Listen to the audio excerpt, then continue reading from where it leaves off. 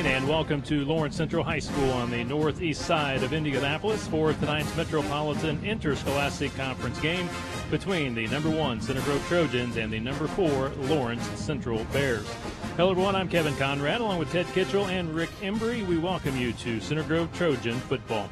Ted, we have another great matchup tonight. It seems like it's a weekly occurrence, but tonight maybe the best game of the regular season in the entire state of Indiana. Center Grove reaching the top spot in Class 6A this week, taking on the previous number 1 team in the state and the class defending champ in Class 5A in Lawrence Central. But we got another dandy of a ball game tonight.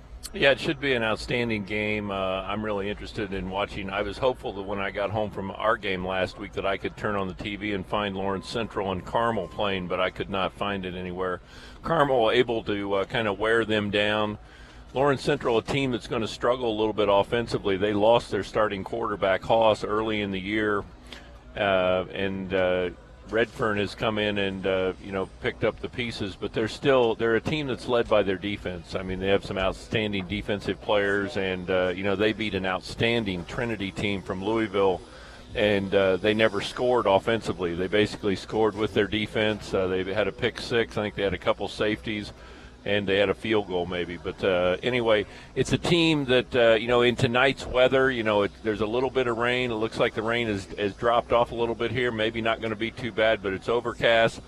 Tonight's game is definitely will be ball possession, field position. So you're going to have two coaches really working on trying to keep their teams, making sure that they do not turn that football over tonight. Ted, last week the Center Grove Trojans, a great home win against a very good and a very physical Pike team, 14-13 the final. The Trojans hang on to win that one, but the Trojans paid the price. 3 running backs injured last week, not available tonight, so the Trojans will be without starting fullback Lane Morris and backups Calvin Daggett and also Lee Klinker unavailable tonight. So the Trojans a little short-handed tonight in the backfield. Yeah, and I think that you'll be able to see that. Obviously, I'm a big fan of Lane Morris. I think he's kind of the heart and soul of the running back squad. Max Norris leads the rushers with the amount of yards and probably the amount of attempts, but Lane Morris gets those 1 and 2 yard pickups when Center Grove and Eric Moore really need it most. I think that he will be, severely missed. But, the thing with the Center Grove football team and the thing with Eric Moore is, it's kind of like the old NFL deal of next man up. I mean, in this situation, there's a freshman going to step into that situation. I guarantee that Eric Moore has him mentally prepared. He has him mentally ready to play a football game, be ready to make the plays that he needs to make. And that's the thing that's impressive about Eric Moore and what he's been able to do on the south side of town. I mean, he gets his kids to believe. He's gotten the parents to believe. And because of it, he has a wonderful tradition growing there on the south side. Tonight's pregame show is being presented by Global Financial Solutions. Global Financial Solutions President Bob Hoffman has been providing financial services in the Greenwood Center Grove community for 12 years. Bob specializes in investments, retirement planning, rollovers, 401k, 403b, insurance, money management, and annuities. Contact President Bob Hoffman at 317-888-1555 for all your investment and retirement needs. Global Financial Solutions. Tonight, the Trojans are on the road to take on the Lawrence Central Bears. Our Global Financial Solutions pregame show continues after this timeout. This is Center Grove Trojan football.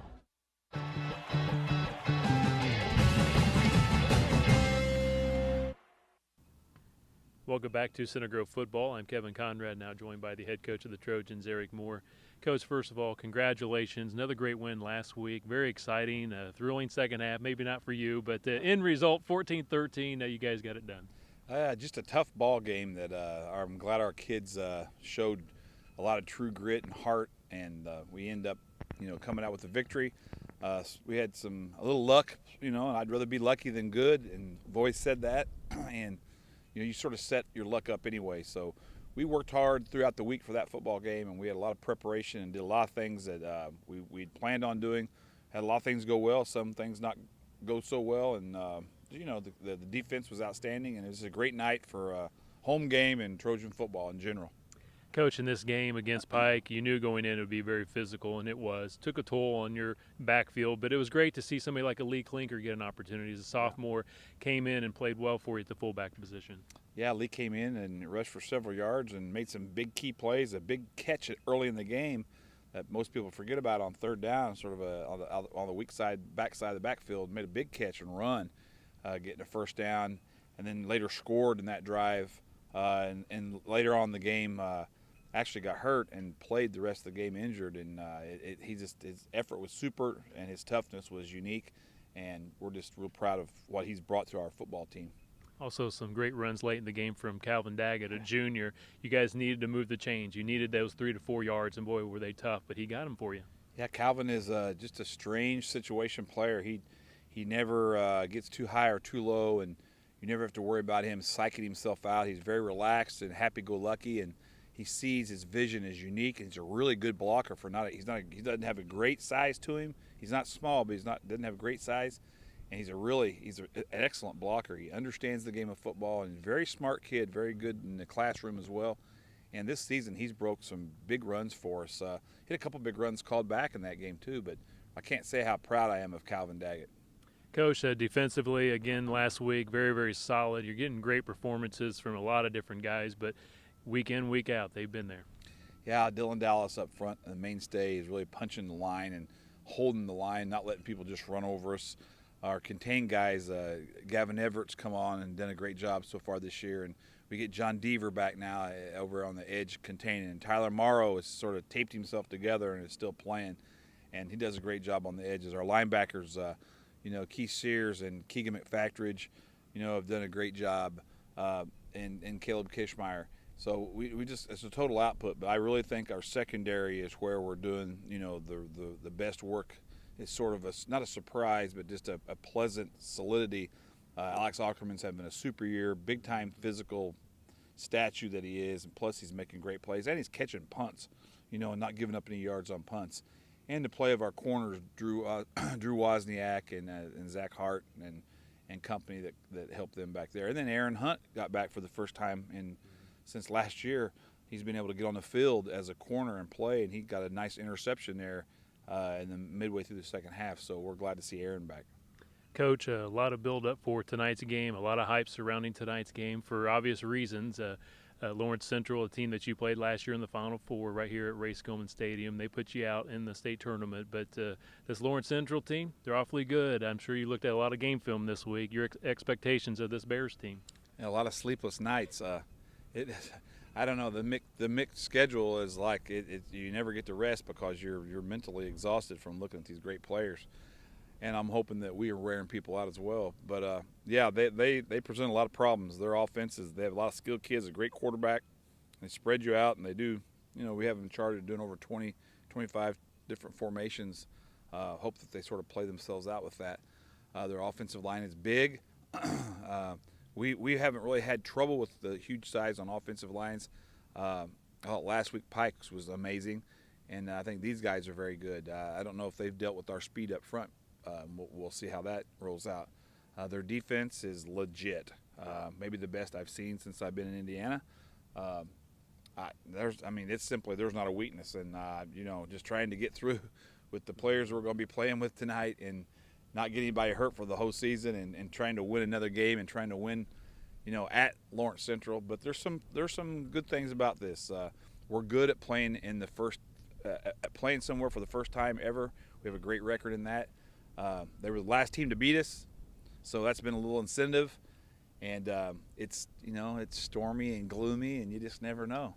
That those kind of things always ring positive for the Trojans. I would say, Coach, we're recording this pregame about 5 hours before kickoff. And at the moment, it's not raining, but by the time this is being played back live, we could have lightning and rain up at Lawrence Central. But how does that impact the football game tonight from a rain standpoint? Now you got the field turf. I don't think footing's a problem, but there's probably other ways it impacts the game. Well, in high school, you have to do so much yourself with managers and footballs and towels, and we don't have that kind of personnel like the colleges and universities have 15 guys that work the sidelines.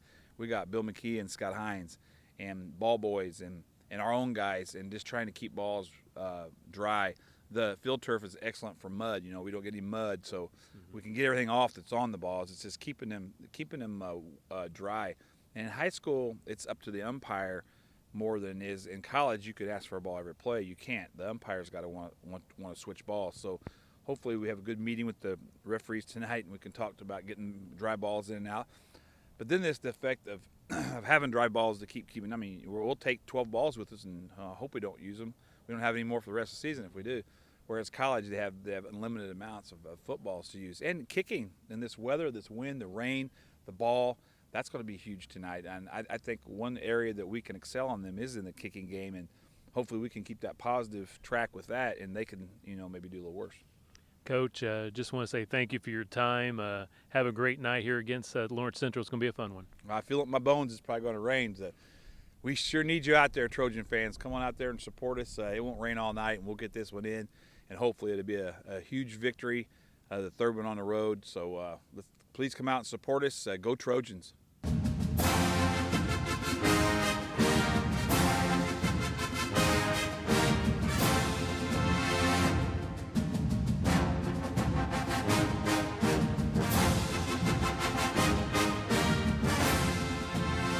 Tonight's Center Grove Football pregame show is being presented by Global Financial Solutions. Global Financial Solutions President Bob Hoffman has been providing financial services in Greenwood, Center Grove community for 12 years. Contact Bob Hoffman at 317-888-1555 for all your investment and retirement needs. Global Financial Solutions.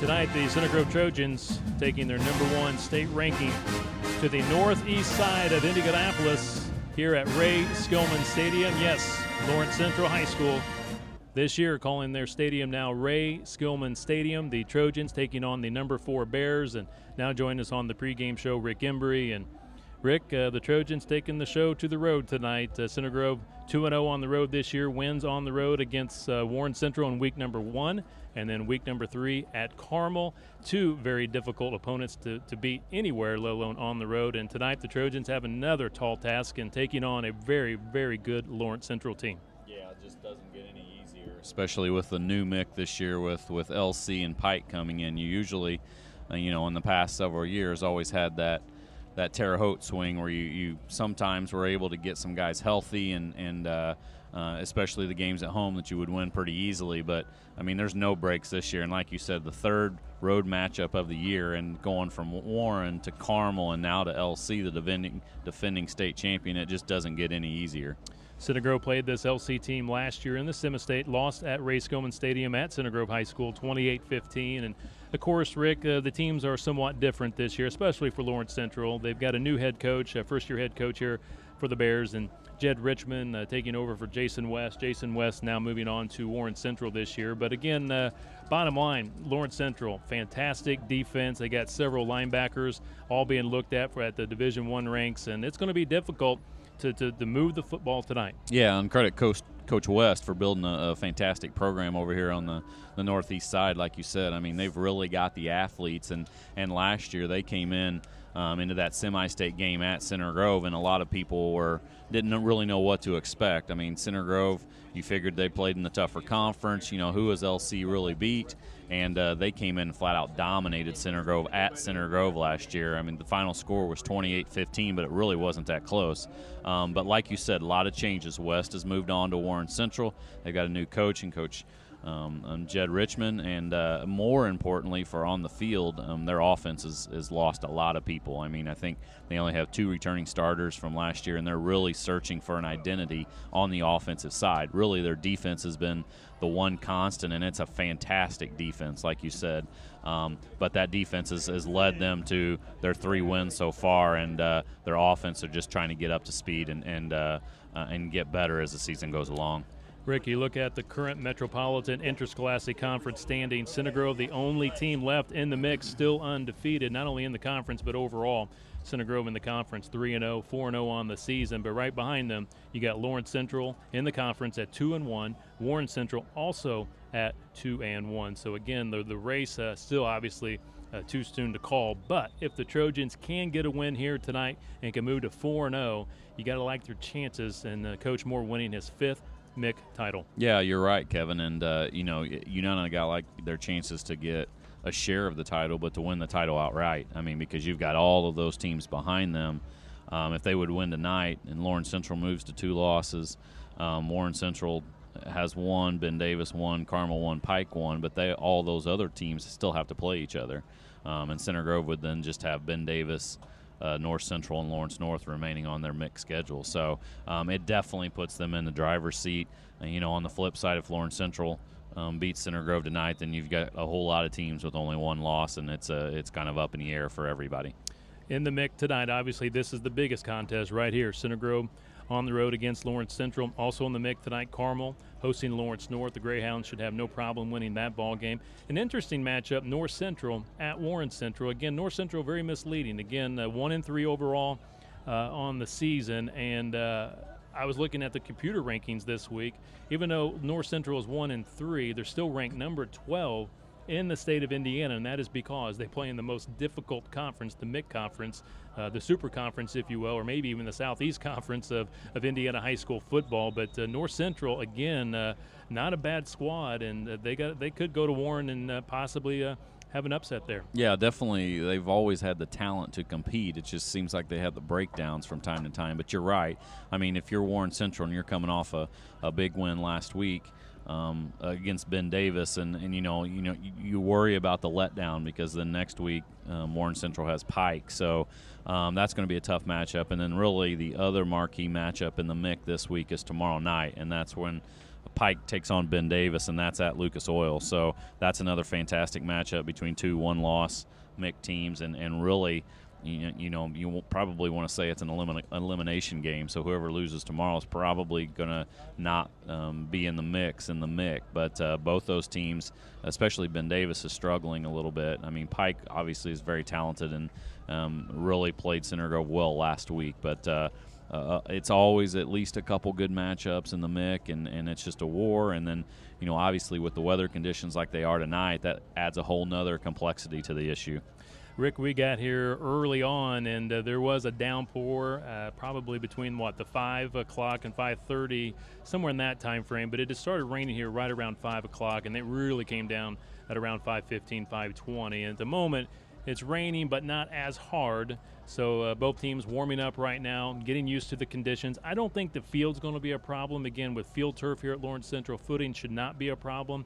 It's going to be a wet ball. A wet ball is going to be heavy to punt and to kick, and a wet ball will be also difficult to catch. And also just watching warm-ups, you're seeing some guys trying to adjust and trying to catch on to catch the ball. Again, slick conditions at times with the football. Yeah, and exactly as you were talking right there, Lawrence Central was running a little pass pattern, and one of their guys, it went right through his hands. And you're right. I mean, that's what that's going to be the big factor for tonight's game is there going to be a lot of turnovers and who capitalizes on those turnovers, who hangs onto the ball, and it's very important. And a lot of times when you look at a defense like Lawrence Central has and where Center Grove has been successful this year in putting on points against the Warrens and the Carmels is because they went through the air. And Luke Calvert's such a huge weapon for Center Grove this year through the air and having the rain come down. And I would imagine we're going to have a steady rain for most of the game. Hopefully no lightning, but that steady rain really inhibits your passing attack. So it'll be interesting to see if Coach Moore tries to go more conservative on the ground or if he still tries to stick to through the air, and hopefully Calvert can hold on to the ball and those wide receivers can pull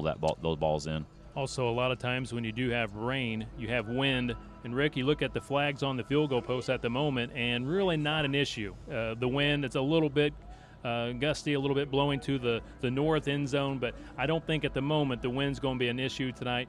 Also, another big part of a game like this when it's so tight, you got 2 great defenses playing tonight, field position. Yep. And I think special teams will be a big factor in tonight's game. That's how you can earn field position is through special teams. And Center Grove's been very, very good, especially on kick returns and punt returns. They've done a great job calling for fair catches on the punt returns. Coach Moore said against Carmel, they probably saved 60 yards against Carmel because Ackerman and Pindy both got up there, either caught the football or called for a fair catch. Well, and you look at both of their key road wins this year. The Warren Central game, you had a couple recoveries off of the little pooch kick that the Warren Central wasn't expecting that Center Grove was able to do. They got extra possessions that way. They also went for it on a punt on 4th down and made it there. And then you look at last week's game against Pike, and that extra point was the difference. I mean, Pike's kicker struggled throughout the year, and he missed the extra point that would have tied it in the 4th quarter there. So, I mean, those are absolutely huge. And like you said, Kevin, Center Grove special teams have been very good this year, and they're going to be a huge part of tonight's game. Rick Embry, everybody, joined us here on the pregame show. Thanks, Rick, for your insight. Let's buckle in. We should have a great matchup tonight. Tonight's Center Grove football pregame show being presented by Global Financial Solutions. Global Financial Solutions President Bob Hoffman has been providing financial services in the Greenwood Center Grove community for 12 years. Contact Bob Hoffman at 317-888-1555 for all your investment and retirement needs. Global Financial Solutions. Up next, my conversation with Center Grove head coach Eric Moore. Tonight's Center Grove football pregame show again being presented by Global Financial Solutions. This is Center Grove Trojan football.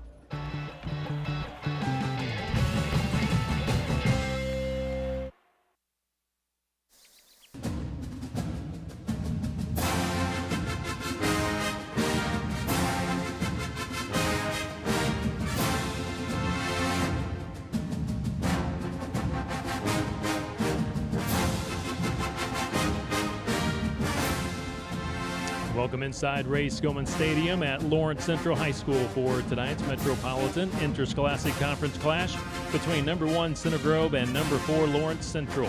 Hello everyone, I'm Kevin Conrad, joined by Ted Kitchell and Rick Embry, and we welcome you to Center Grove Trojan football. And Ted, several storylines for tonight's great matchup between Center Grove and Lawrence Central, but the first one is the weather. Again, it is raining at the moment.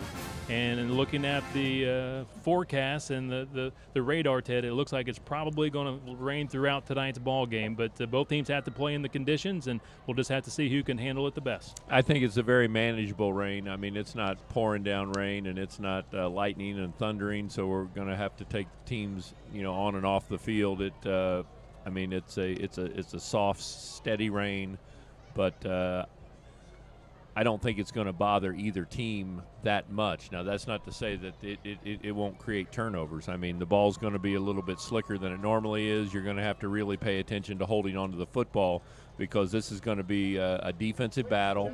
These are two great defensive teams, and these two teams, are going to play field position, and whoever turns the ball over probably will end up losing this game. Ted, another big storyline tonight. Both teams great defensively. Lawrence Central, exceptional. Their 3 linebackers, Nakia Averett, Darren Kirkland, and Brandon Lee. Brandon Lee, a special talent. He is being considered for several different colleges, Northwestern, Virginia Tech, California, Louisville, Oregon, Penn State, and maybe a few others. But this young man is a very special talent. Again, Brandon Lee, you'll see him a lot tonight. He is number 4. He is an outside linebacker. Yeah, and the difference, as you mentioned early on, the difference between a MAC player and a big-time player is maybe 5'10" versus 6'3". This kid's a big kid. He can run. And when you mentioned Oregon, you and I both know that Oregon's a heck of a long way from Indiana. So if they're coming all the way out here to watch him play football, he must be a pretty special talent. And these other two that go along with him, Nakia Averett and Darren Kirkland, are also very special. I mean, they really play well together, and obviously they've done a great job.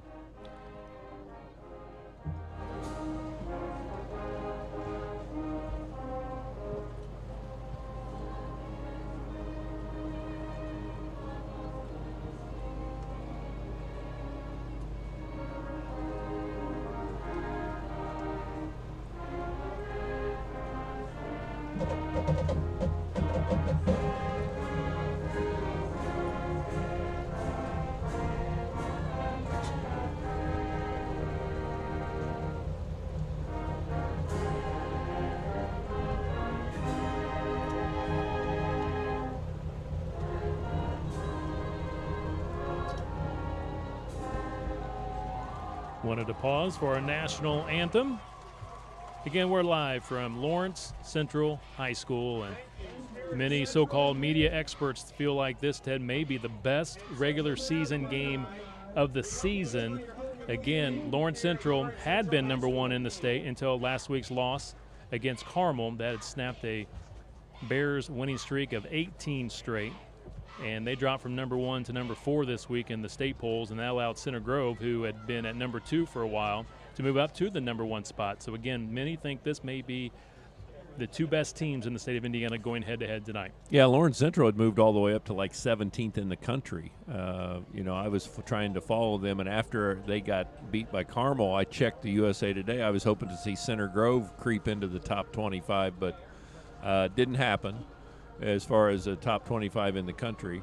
But still, back to your point, I think this is no question going to be the best football game in the city tonight and in the MIC conference.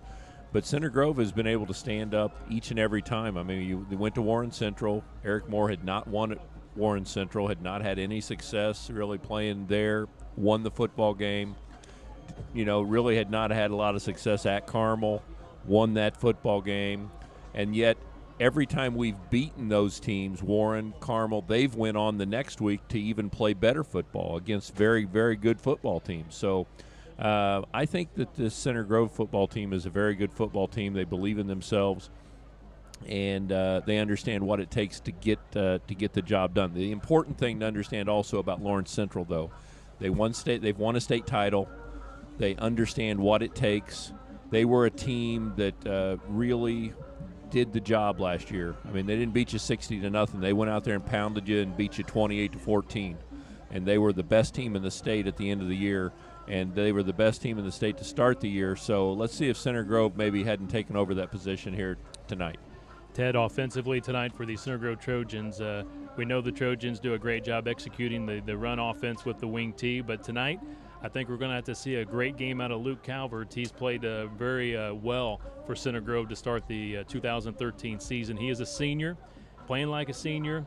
And I think the passing game is going to be critical tonight, that the Trojans can pass the ball even in these elements to pick up first downs and to move the chains. Yeah, and I think that's really important. I was watching him in warm-ups. I think he's got to be confident, and he's got to be ready to throw the football on, and once in a while even on first down, because you get in a pure passing situation. I mean, the type of linebackers that we're talking about and the type of quickness the Lawrence Central possesses, he's not going to have a lot of time back there in that pocket, and he's not going to have time to scramble. So every once in a while they're going to have to hit him on a 1st down and 10, and they're going to have to throw the football and try to move the football best they can.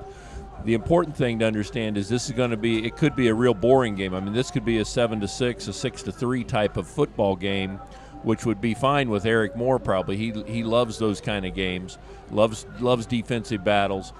But most importantly is going to be a field position game and a turnover game. So whoever doesn't turn over the football, the Center Grove has been very good this year as far as taking care of the football, and let's hope they do it again tonight. We're about 4 minutes from kickoff here at Lawrence Central High School between the Bears and the Trojans. Head coach for the Trojans, Eric Moore, now in his 15th year at Center Grove. Resume for Coach Moore, state champs back in 2008. State runner-up in 2000.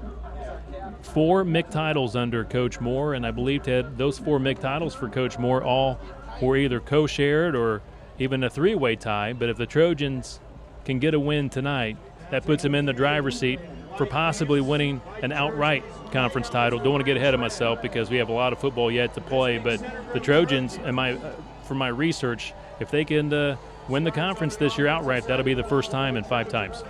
I won't let you get ahead of yourself, but I'll get ahead of myself because if you look at the schedule and you've beaten Warren, if you've beaten Carmel, and if you've come to Lawrence Central and won that football game, that means the remaining games on your schedule, obviously the best team is probably Ben Davis talent-wise, and North Central is obviously very, very capable of doing great things with the talent that they have.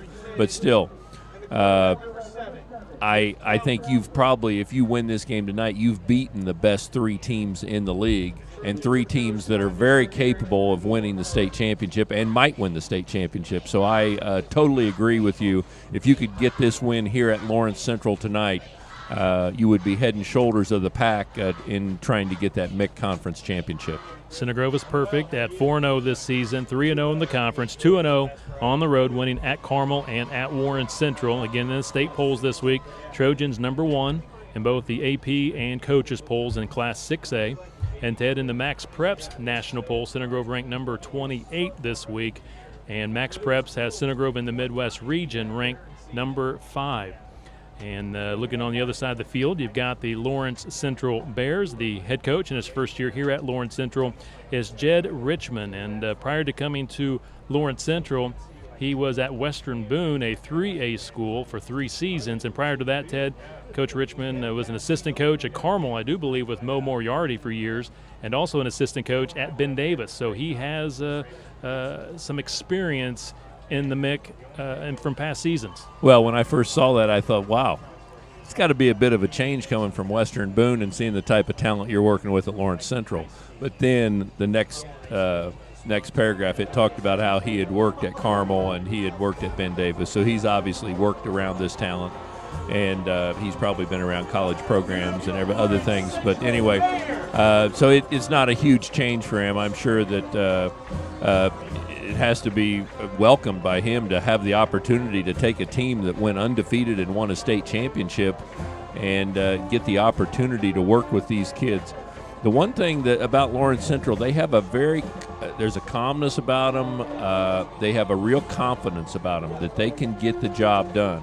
I imagine they're a little stunned that Carmel snuck up on them and beat them last week after they had won some games. They've not been great offensively, but they can beat you with just a defensive situation. So they're very confident in what they do. When they walk on the field, they expect to win. But that's the one thing that Eric Moore always instills in his players too. When they walk on the field, they don't expect to just play well. They expect to play well and win the football game. For Lawrence Central, 3-1 overall on the season, 2-1 in the MIC. For the Bears, they beat Lawrence North in Week 1, 49-3. Beat North Central in Week 2, 34-31. Week 3, they defeated nationally ranked Trinity from Louisville, Kentucky, 17-13 in that particular ball game. The Bears won that game, scoring 17 points and did not score an offensive touchdown. They had 2 safeties, 2 field goals, and a pick-6 touchdown to beat Trinity 17-13. And their lone loss last week at Lucas Oil Stadium to the Carmel Greyhounds, lost 17-7, snapping their 18-game winning streak. You look at the series between Center Grove and Lawrence Central. They used to play years ago, back in the 80s and maybe into the early 90s in the same conference. But in recent history, just the one matchup. That was last year at Center Grove in the Final Four of the Class 5A state tournament, and the Bears beat the Trojans 28-15. Both teams meeting at midfield as we're now just moments away before the kickoff of tonight's conference matchup between Center Grove and Lawrence Central. For the Lawrence Central Bears, the home team, they have the maroon jerseys, white pants, white helmets. And for the Center Grove Trojans, the road uniforms all in white with the trim of the red. Looks like Center Grove won the toss, deferred. I don't know that for sure, but Lawrence Central is going to be receiving, so Center Grove will be kicking off to start the football game.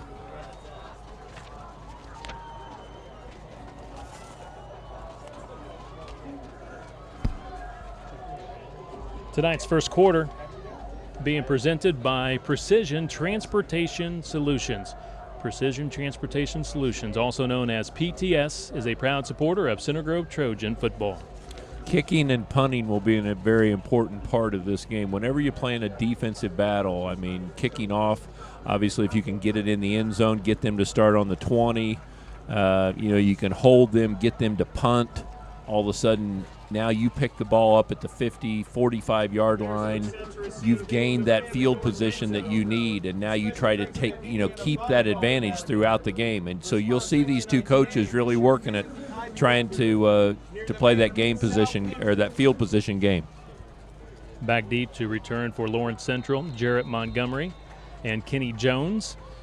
Nathaniel Snyder will kick off for the Center Grove Trojans to begin tonight's conference clash. Very little wind. Here's the approach by Snyder. High to that far right sideline. It goes out of bounds at around the 27, 28-yard line. Flags come out. Let's see if Lawrence Central elects to take the ball at the 35. I don't think there's any doubt that they will. Don't look like anybody's making any movement other than to put it on the 35 and get on with it. Ball placed at the 35 to begin tonight's ball game. That pooch kick, Eric and his team have become very, very skilled at it. That's the first time I think we've seen all year that he's kicked it and it's actually flown out of bounds. Tyler Redfern, starting quarterback for the Lawrence Central Bears. A senior, 5'10", 155 pounds. He'll work from shotgun formation. This game getting started. And a big hit by Alex Ackerman. Run here to the near side, and Ackerman, the strong safety, came up and put a big hit on him. Pickup of a couple of yards. Yeah, it looked like he was going to be able to turn the corner, and Ackerman, who he's, I think he's been the most solid defensive player for Center Grove all year, really came up, took a good angle, and only a gain of 3. Terrell Williamson with the run for Lawrence Central. He gets the start in the backfield from the gun. Redfern, quarterback option, kind of reading things, and he hands it off to Williamson, and I don't think he got too much, maybe a couple of yards, maybe one. It's going to bring up third down. Dimitri Wilson at 270 pounds, D-tackle, run stopper, makes the stop for the Trojans. Well, he rode him in there. It looked like he was trying to pull the ball out and take it around the end himself, the quarterback, Redfern, but he couldn't get it away from him, and so they're looking at third down and 6. The toss coming to the near side, and the Trojans have no problem at all dropping Williamson for a loss. It'll bring up fourth and long, and we'll see what one would think the punting unit, Dylan Dallas along with Tyler Amaro, on the stop for the Trojans. And their offense is something that has struggled. In speaking to their people, you and I both talked to their people tonight. They kind of shrug and kind of look to the floor when they start talking about their offense. They really pep up when they talk about their defense and how good they are defensively. But offensively, and you could tell they were not a well-oiled machine in that first possession there. Nash Griffin, sophomore, punting this one away, averaging 26.2 per punt. It's taken by Ryan Pendergraft, and now a whistle is blown as he takes the ball at the 36-yard line. And now a flag comes out. Did Pendy call for a fair catch and attempted to return the ball? I don't think he did call for a fair catch, but I think the official thought he did. He ran up. He's got a red glove on his hand, and I think the official felt like he made some type of attempt to call for a fair catch. 30-yard punt by Nash Griffin. And, Ted, it is raining, so if he's looking up, he might be using his hand to kind of shield his eyes from the rain coming into his eyes, just to, maybe a guess there. But they're going to put the ball – well, they're bringing a dry football in. They're going to put it at the 31-yard line. The chain gang on that far sideline might want to move down to this end of the field, and now they're going to march off 5 yards. I was going to say, I didn't think they were going to march off any penalty yardage. I mean, they threw the flags. You have to do something. There we go. They're going to put the ball at the 31. Okay, here we go. First offensive possession tonight for the Center Grove Trojans. Senior Luke Calvert under center. Handoff going to freshman fullback Titus McCoy. Titus McCoy getting the start. Again, a couple of injuries in the backfield for the Trojans. A 3-yard pickup for McCoy. Lane Morris not in the lineup tonight, and also Lee Klinker, the backup fullback, not in the lineup. So Titus McCoy getting his first start in the backfield. Not surprising that he would get the first carry. Eric wants to get him involved in the game. He obviously has a lot of confidence in the kid. He's only a freshman, but you want to get him involved and get him started in the right direction right there by giving him that first handoff. From shotgun formation, Calvert looks right, throws right, has Matt O'Brien across the middle at the 50 and hammered at the 49, picks up the first down. Brilliant pass by Luke Calvert, 17 yards to Matt O'Brien. It was an outstanding pass. He, waited. He waited for O'Brien to clear himself. Once O'Brien was able to clear himself, he threw the football in there. But that is exactly what, in talking to the Lawrence Central people, hurt them last week in the second half. They said that Lampley for Carmel started throwing the football around the field and just wore them down. Titus McCoy takes the handoff before the snap of the football, offside against the Lawrence Central defense. So they blew the play dead before the snap of the football. So against Lawrence Central, starting tonight offensively for the Trojans on the O-line, sophomore Jared Hobson along with Logan Battle, Jacob Vance, Jacob Shoup, and Alex Woods. The tight end is sophomore Cameron Tidd. In the backfield, Logan Hudson, Titus McCoy, Max Norris, and the wide receiver is Matt O'Brien. And again, your quarterback is Luke Calvert. So to bring up first down and 5 yards to go for the Center Grove Trojans. Ball now at the Lawrence Central 44-yard line. Hudson in motion, takes the handoff, cuts it up. Good yardage for Logan Hudson, the senior. Logan was hurt early in that Carmel game, did not play last week, but it's great to see him back out there. He picks up 3 yards. That's what he needs to do right there against some of these teams that are quicker. He's not going to be able to get that edge, so he needs to cut it back, turn it up, square his pads, and get that 3 or 4 yard gain that he got right there. Put them in a great field position and a good chance to move the chains once again. On the defensive line tonight for Lawrence Central, defensive tackles Cameron Garrett and James Jones. Defensive ends Jack Pounds and Carlton Stovall. Running play going nowhere for the freshman Titus McCoy, the fullback, met at the line of scrimmage. The linebackers again, Nakia Averett, along with Darren Kirkland and Brandon Lee. In the secondary, you've got Demetrius Loper, Marcus Fletcher, along with Isaac Miles and Quintez Wright. Tackle made by Jack Pounds, senior defensive end. Ted brings up 3rd and 3, and it's going to be a difficult 3 yards for the Trojans, and now it's going to make it even harder. Some movement on the left side of the line for the Center Grove Trojans. False start. So 3rd and 3 will now be 3rd and 8. Yeah, I don't know who that was. I don't know if that was Hudson that moved or if it was one of the linemen. It was somebody on this side of the field. I couldn't really tell. But you're definitely in a passing situation right now unless you're going to run a draw or something like that, because this defense just way too stiff to think you're going to get 8 yards against it when it's 3rd down and 8.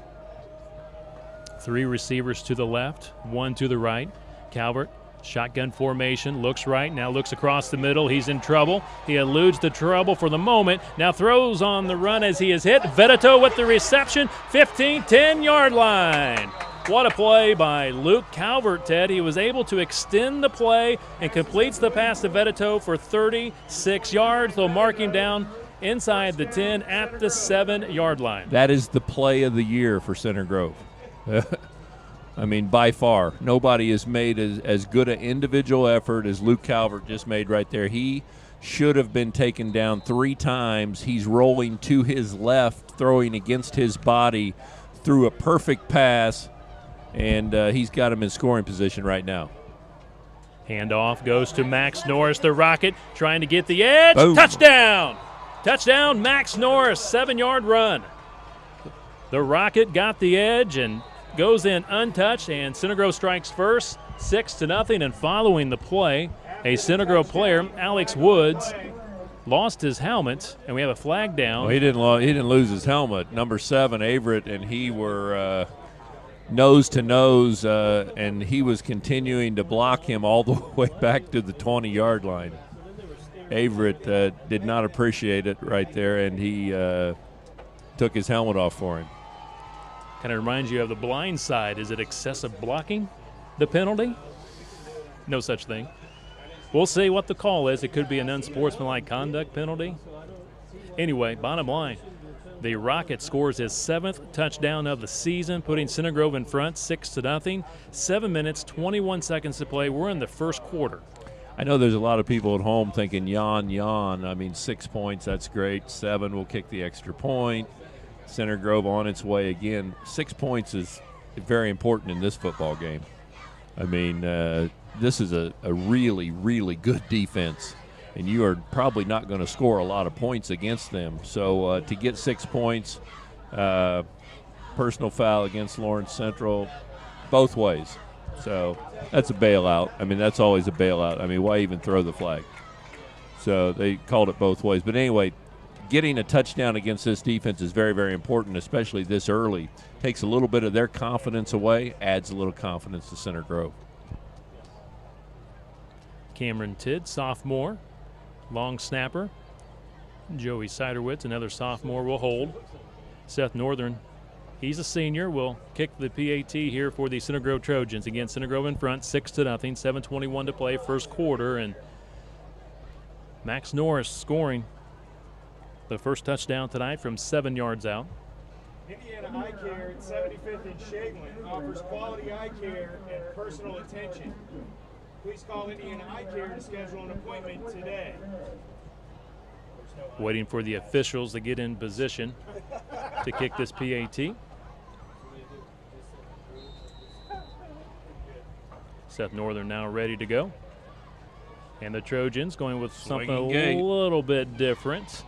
Lawrence Central so far reacting okay, and now Center Grove resets.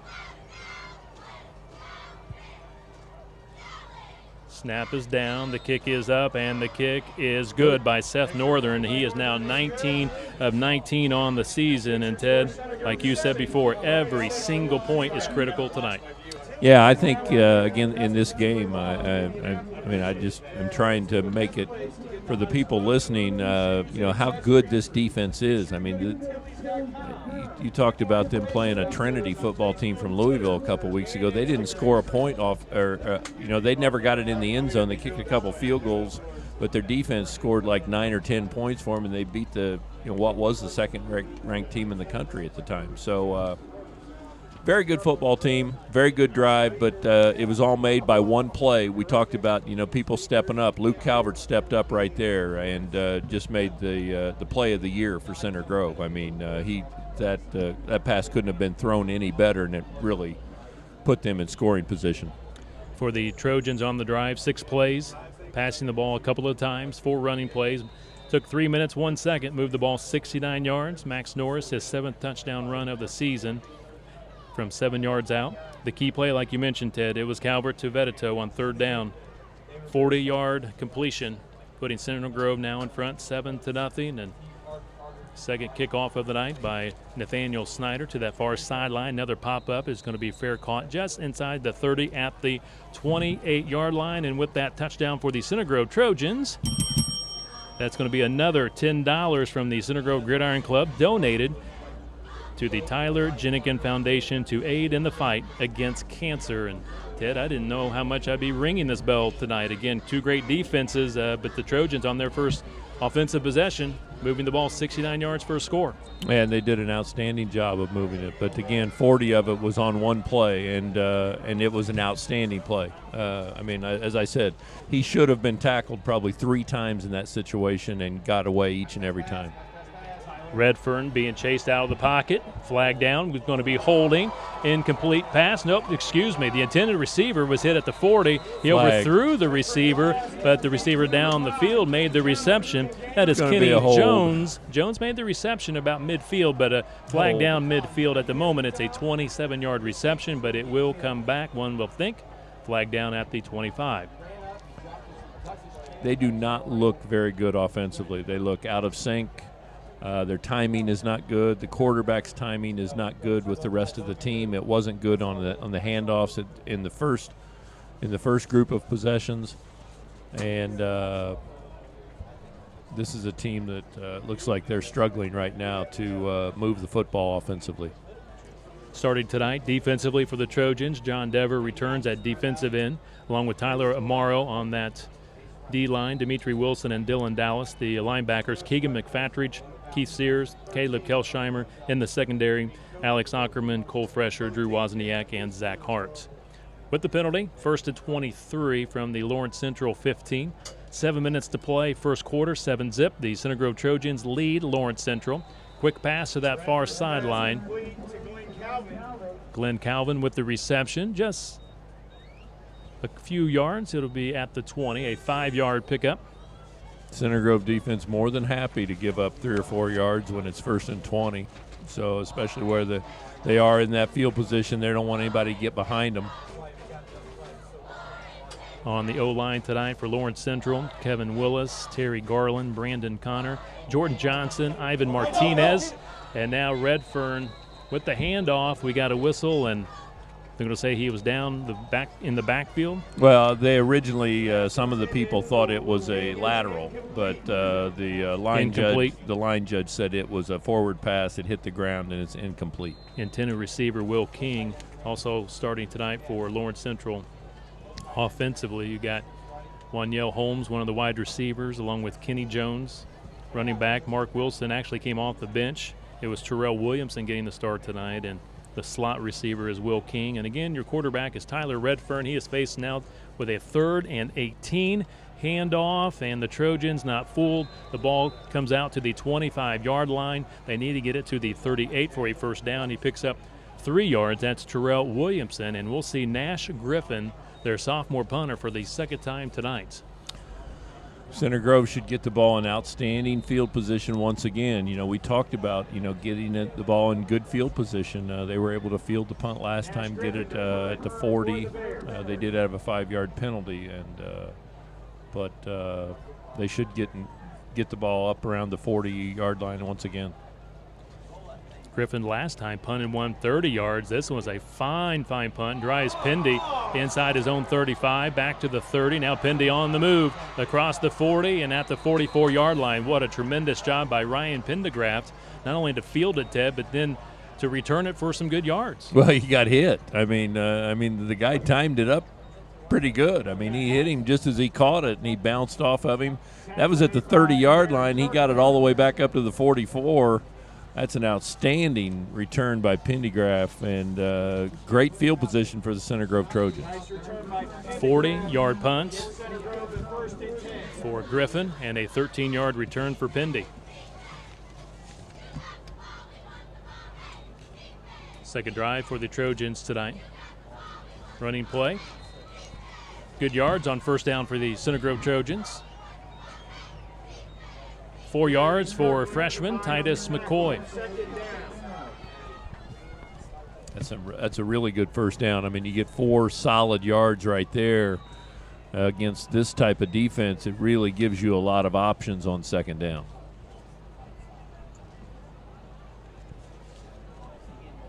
Second and 6. 5 minutes to play first quarter. Center Grove 7, Lawrence Central 0. Pass play is complete to Matt O'Brien. He is chopped down at the 41-yard line. Flag late on the play. Should be a face mask against Lawrence Central. Matt O'Brien with an 11-yard reception for the first down, and Ted, a flag late on the play. Didn't see it. I was watching the backfield, so I didn't see the flag come out. 15-yard variety coming up here on this face mask penalty against Lawrence Central. It could either be 5 or 15, but if they deem it to be unsportsmanlike type penalty, it's 15 yards. Yeah, if you put it on there and you take him down with the face mask rather than letting go of the face mask and then tackling him. If you take him down with the face mask, they're going to give you 15. Actually, it's going to be blow to the head, not a face mask, but a blow to the head penalty. And Calvert on the roll, throws it in the direction of Vedeto. He stands at 6'3", and Vedeto could not come up with it. But again, not a bad play. You just kind of throw it up to the big fella. Got to be careful on that one. There's a couple guys back there. I mean, you've got good field position. You don't want to give the football up right here and turn it over. Luke Calvert once again having to run for his life back there. He made the play of the game earlier, but they're going to have to do a little bit better job with blocking that linebacking crew because they're getting in there between the spaces and making it life tough for Luke. Calvert looks left, now comes back to the right side, and he's got Hensley, catches the ball, and he lunges for the end zone. He's going to be at the 1 yard line. 25-yard pickup for Devin Hensley. And the Trojans will have it 1st and goal at the 1. And again, Ted, great job by Calvert. He looked left. His receiver, primary receiver, covered up. He extends the play by rolling to his right, finds a wide-open Hensley. Yeah, and in high school you don't see that a lot. And I think that you've got an experienced quarterback, his second year, and that's the reason he's able to make plays like that. And we've seen him make 2 or 3 here just tonight. Calvert mishandles the snap. He picks it up. He lunges forward. Touchdown. He's in there. Touchdown. Second touchdown of the season for Luke Calvert, running the football. And Center Grove in front, 13-0. 4:13 to play, first quarter. That was not the play, but he made the best of a bad situation. He kind of bobbled the snap right there. It hit the ground, popped right back up. He was able to stick it across the end zone line, and Center Grove looking at a 13-0 game right here.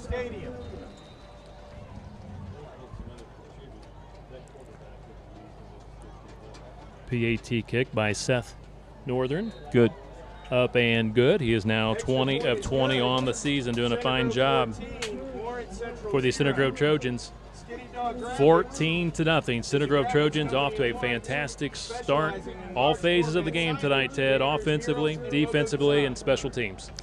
Well, they've made it look pretty easy on offense the first couple times, and a lot of that has to do with Luke Calvert just making the best of sometimes not a very good situation. He was being chased around in the backfield a couple times, and in both situations he was able to pick out a receiver and get it to him, and all of a sudden it makes things look pretty easy because number 7 made 2 great plays. Time to ring the bell again for the Center Grove Trojans. For every touchdown tonight, the Center Grove Gridiron Club will donate $10 to the Tyler Jenikin Foundation to aid in the fight against cancer. So we're up to $20 tonight.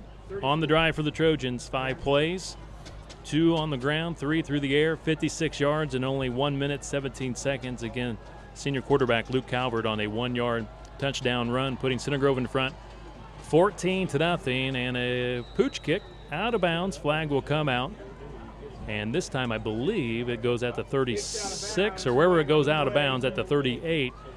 They can take it at the 35 or wherever the ball went out of bounds, and obviously they have better field position at the 38-yard line.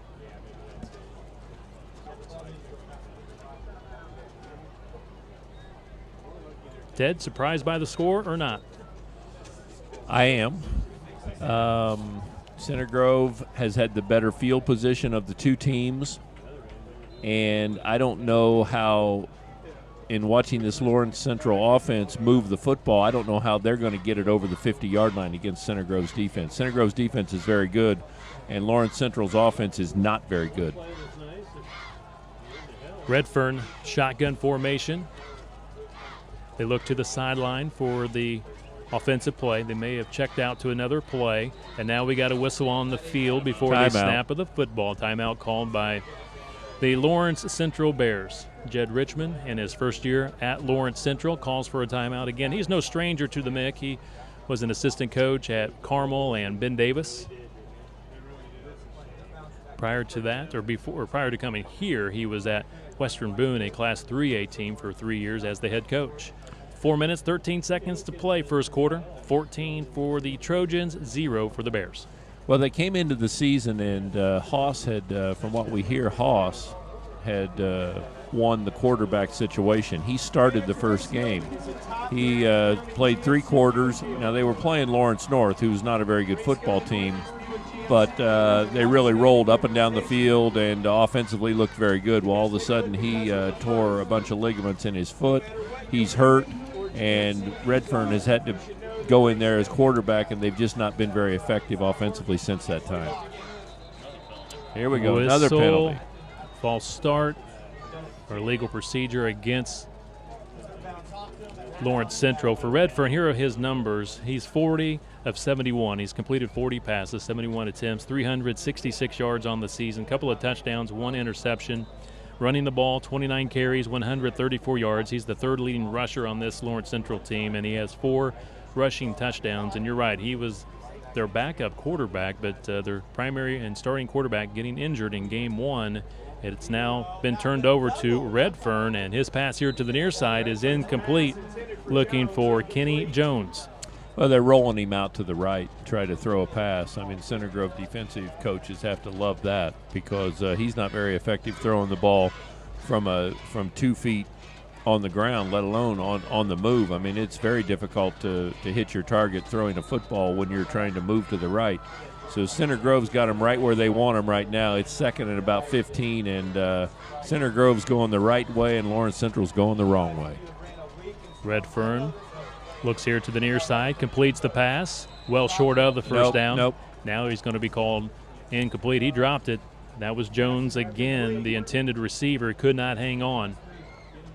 Third and 15 the call. Yeah, and he's a big-time receiver. He's a big-time athlete. He's very big, strong, tall. Number 5 stands out there. He's being recruited by a number of schools, look like Indiana, Illinois, Louisville. A lot of these schools are recruiting this kid. So they've got some great athletes right there, boy. But if you don't have somebody in that QB position that can get them the football, it really changes things around. Ball at the Bear 33-yard line. 4 minutes to play first quarter. Center Grove in front, 14-0. Pass on that far side, a big hit, big collision.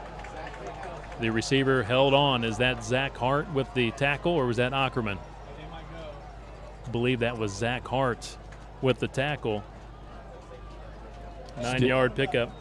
9-yard pickup, but still 4th down and about 6. I was waiting to make sure that they didn't come out with the helmet-to-helmet flag right there because it was a really solid hit along the sideline, and you never know when the officials are going to call that. I mean, they already called, I guess, a blow to the head earlier that we didn't realize that's what it was. 4th and 6. Nash Griffin punting for the 3rd time tonight. Last punt went for 40 yards. Good hang time, good distance on this punt. Inside the 20, a fair catch by Ryan Pendergraft. It'll be marked at the 19-yard line, a 40-yard punt. So he's had back-to-back 40-yard punts. Well, if Lawrence Central's looking for a bright spot, it's their punter. That kid's good. I mean, he's kicked 3 spirals, and they've all went about 40 yards, and they've been outstanding. Now, he's the kid that is the soccer player, right? Yeah, he's a sophomore. He plays varsity soccer. He's not a role player on the soccer team. He is actually a frontline offensive-type player, and he's the real deal. He is a solid kicker and punter for this Lawrence Central team. I remember him from last year when he played as a freshman for the Bears. Fullback, Titus McCoy, picks up 3 yards. It's so important on that first down run to get 3 to 4 if you can, or more yards. Yeah, it really is, especially against really solid defenses, because then all of a sudden it gives one or the other the confidence that they can, either stop you if you're the defense, or that we can get the first down in the next 2 plays if you're the offense. Man in motion. That's Max Norris. Tries to rip out of a couple of tackles, trying to do that spin move. He picks up a couple, 2 yards for Max Norris. Again, Max Norris scored the first touchdown tonight on a 7-yard touchdown run. We have 2:20 to play, first quarter. Center Grove leading 14-0, off to a fantastic start here in the opening quarter at Lawrence Central. 3rd and 5 from the Trojan 24-yard line. Hudson in motion. Calvert. Draw play. First down, flag holding down, and he's going to break it for a big gainer, but it's going to come back.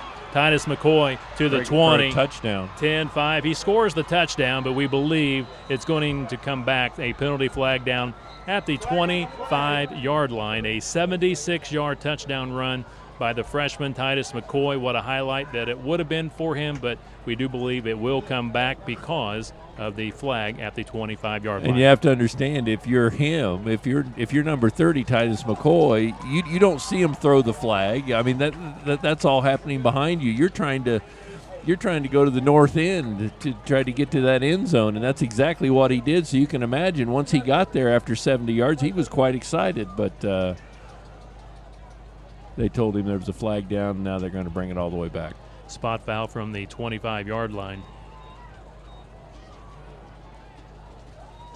So it goes from 3rd and, about 5 yards to about 3rd and 15. 3rd and 15, 3rd and 14.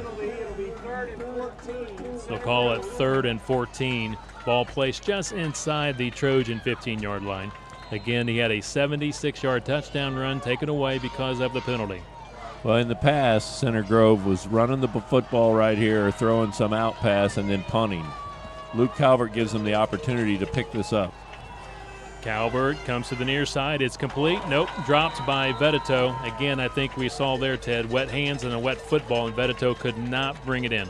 Pretty good coverage by Lawrence Central, too. They stayed right with him. Vedito tried to run a pattern down and then clear himself, and the defender stayed with him pretty closely. First time tonight, we'll see Matt O'Brien as a punter. He's a senior at 6'3", averaging 34.2 yards per punt. Kicking game's very important. Punting the football, need a good snap, good catch, good kick. From his own 2-yard line, good snap. Spiraling punt is going to be taken at the Lawrence Central 44-yard line. Runner goes right, comes back left. That's Kenny Jones, and he is tackled at the 42-yard line. He'll lose a couple of yards on the play. 41-yard punt by Matt O'Brien, and a loss of 6 yards on the run.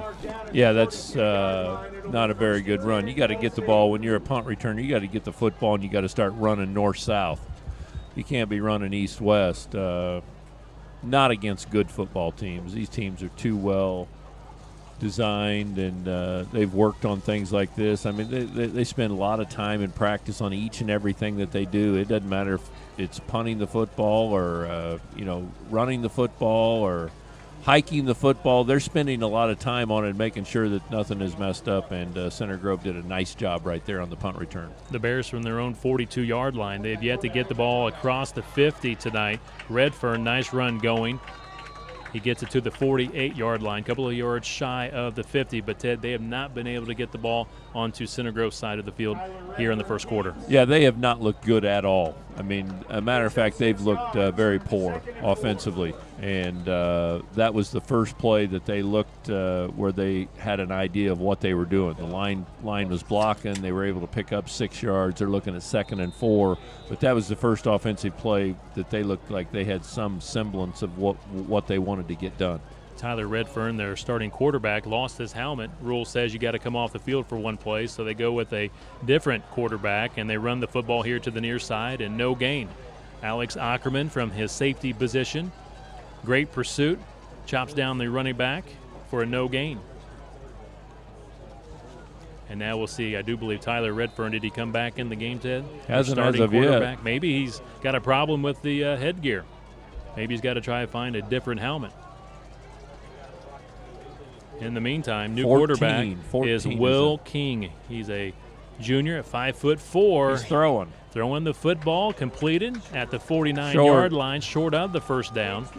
They need to get it to the Center Grove 48, so, Ted, they're going to be a good 2 yards short of the first down. A pickup of 1 yard, completed pass to Devin Glass. Well, the best thing that he can do right here, Jeb, is call his punter out. He's been his best player tonight, his MVP, and he needs to punt the football, try to get Center Grove back inside the 15-yard line, and see if you can get yourself back in this football game. Great opening quarter for the Center Grove Trojans, ranked number 1 in the state of Indiana, taking on number 4 Lawrence Central on the road. It's the Trojans 14, Lawrence Central 0. We'll take a break. This is Center Grove Trojan football.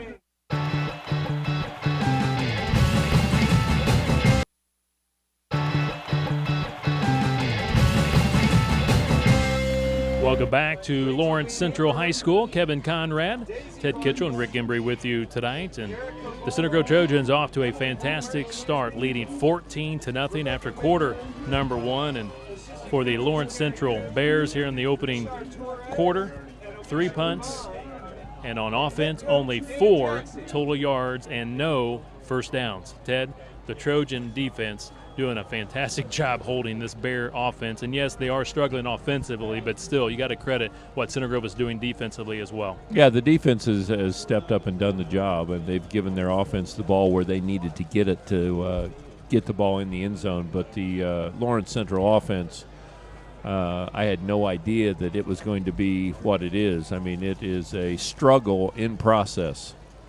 To begin the second quarter, Lawrence Central at the moment showing they are going for it on 4th and 2, ball just short of the 50-yard line.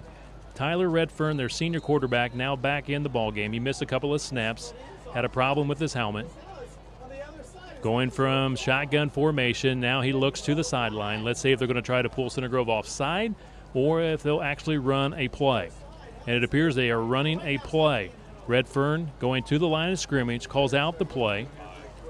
5 on the play clock, takes the snap, and Redfern keeps it. He has the first down at the 44-yard line. Flag down. Flag as a came in late. Helmet off. One of the Trojan defenders lost his helmet. That is Kelsheimer, and a flag is down. A pickup of 6 yards for Redfern.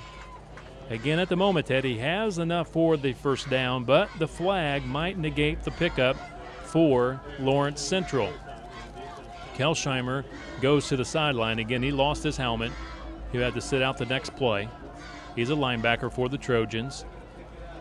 And I believe they're going to wave off the flag. They're going to pick it up and wave off the foul. So this is the first time of the night with 11:54 to play in the second quarter that Lawrence Central has gotten a first down and gotten the ball into Center Grove's side of the field. Well, if you're Center Grove, you've got them right where you want them as far as in the football game. You don't want to give them any confidence, so you want to do everything you can here to get a stop. Redfern passing, seam route incomplete. Good support from behind for the Center Grove Trojans. That is Aaron Hunt coming across. He's a senior to tap that one away from number 5, Kenny Jones. Kenny Jones is a great athlete. You can see exactly what they do. Pretty much Redfern just kind of throws it up, and they're hoping that their athletes can go down and catch, jump up and catch the football. Not able to do that against Alex Ackerman. He did a nice job able to knock that football away. There's a flag. Must be legal substitution. I think it's a legal substitution. They broke the huddle, Ted. Lawrence Central did with 12 players. He had 12 players in the huddle. That is a penalty. So march them back 5 yards, back to the 50. So they were in Center Grove territory for just a couple of plays. And now they're back to the 50 on 2nd and 15. 11:45 to play second quarter. Center Grove 14, Lawrence Central 0. The toss, running to the near side, no running lane at all. They stand him up in the hole at the line of scrimmage and push him back to the 45. Forward progress will put him right back at the 50. Well, it's just a really bad play. I mean, it's a slow developing play. It's just not very good. I mean, this offense, you can tell that this is a second-string quarterback, and this offense is struggling, to say the least. No yards for Terrell Williamson, the running back. He's a senior. 11 minutes to play, second quarter. 14 zip, Center Grove in front. 3rd and 15, the call here for the Bears. Looking for that bubble screen. They dump it off. It is complete. Sears takes him out of bounds. They're going to say he grabbed the headgear, maybe got him for a face mask. I think that's actually going to be Tyler Amaro. Amaro flying over to the football. I think they're going to call late hit. I think they're going to call hitting him out of bounds, which I think is absolutely terrible. They're going to call face mask against Tyler Amaro on Terrell Williamson. I believe it's only the 5-yard variety. He just brushed the face mask, did not grasp it and hold on to it. So now they'll spot the football at the Trojan 40. Should be 4th down, Ted. The play stands, so it should be 4th and 5. They still got 3rd down on the sign. Score clock says 4th down. The sign across the way says 3rd down. We'll have to see what the official says once the play's over. Pass is complete at the 40, and the Trojans chop him down. Another flag out on the play. And what could that possibly again, be? They're way short of the first down, and the flag comes out. A good hit by the Center Grove Trojans. Not for sure what that's going to be all about. What could that possibly be? Center Grove doing a great job, textbook tackling on that far side. Ball at the moment placed at the 41-yard line. First down has to be at the 35-yard line.